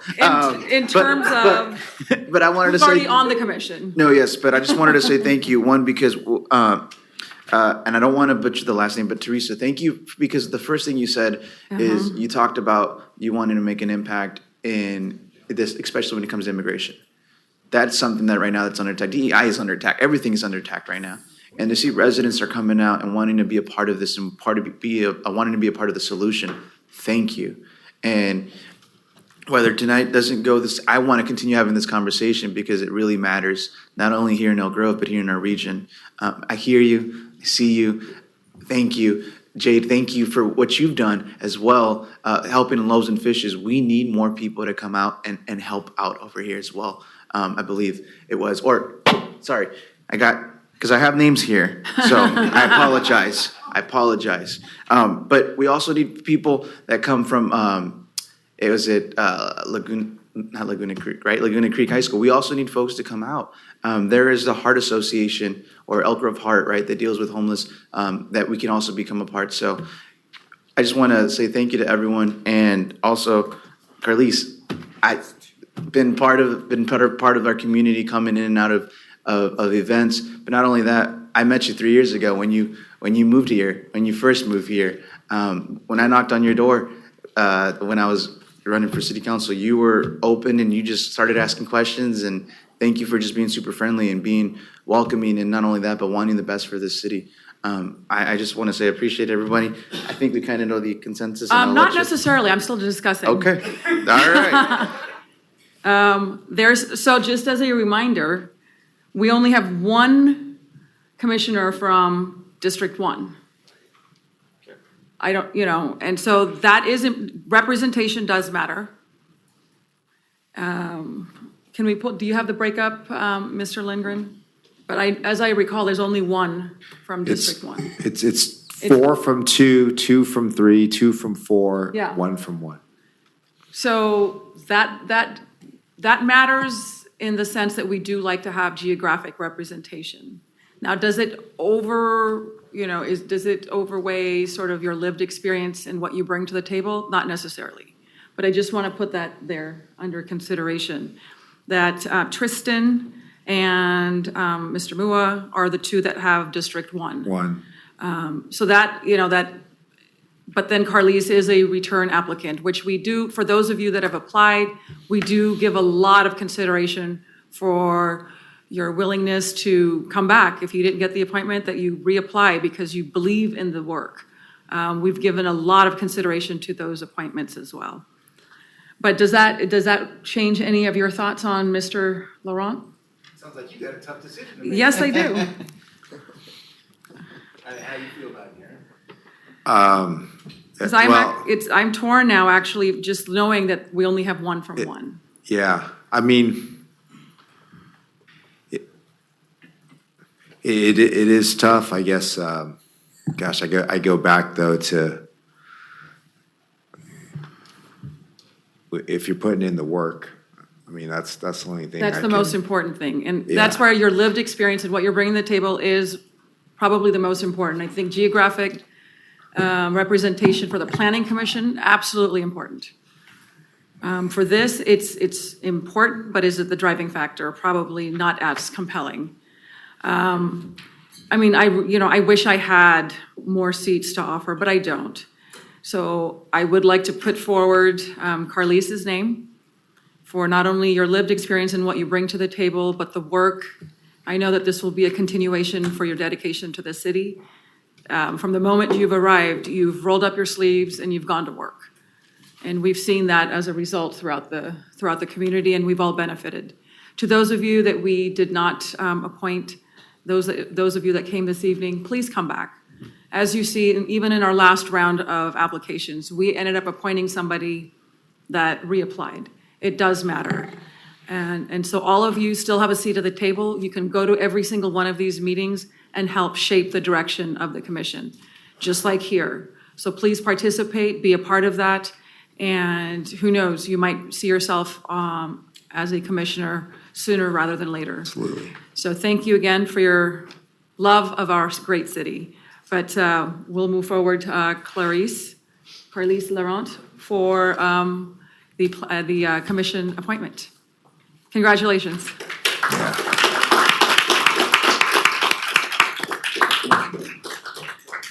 And with that, we are going to move on to our next item. We're not quite done yet. Council comments, reports, and future agenda items. Does anybody have something to report? I'll start to the right. Mr. Spies? Oh, of course, when I'm putting my water bottle away. No, I've got nothing. Okay. Mr. Brewer? Sacramento Public Library met on Thursday, March 27th. It was connected with Dennis Busher, where we had a historian that wrote a book about the towns of that made up Sacramento before Sacramento became a town and a city. It was fun. It was good. It was good stuff. Very educational, and just learning about activities the Sacramento Public Library is doing. But other than that, next Wednesday, as part of my role on the Sac Metro board, I'm an alternate to the Capital Corridor JPA board, Joint Powers Agreement Board. I'll be participating on behalf of Sacramento Public SAC Regional Transit for that meeting next Wednesday. But other than that, nothing else to report. Thank you. Vice Mayor? We have my report. Councilmember Suen? Nothing to report committee-wise, but I do want to highlight Coach V is having his Empowerment to Success conference tomorrow at District 56. I think a lot of us are there saying hello, but it's great for the whole community. If Yes. you want some very Very inspiring uplifting. person. Yep, Yeah, that's right. uplifting and inspiring. Our community. All right, thank you. With that, I will waive my report. We will adjourn the meeting at 9:13.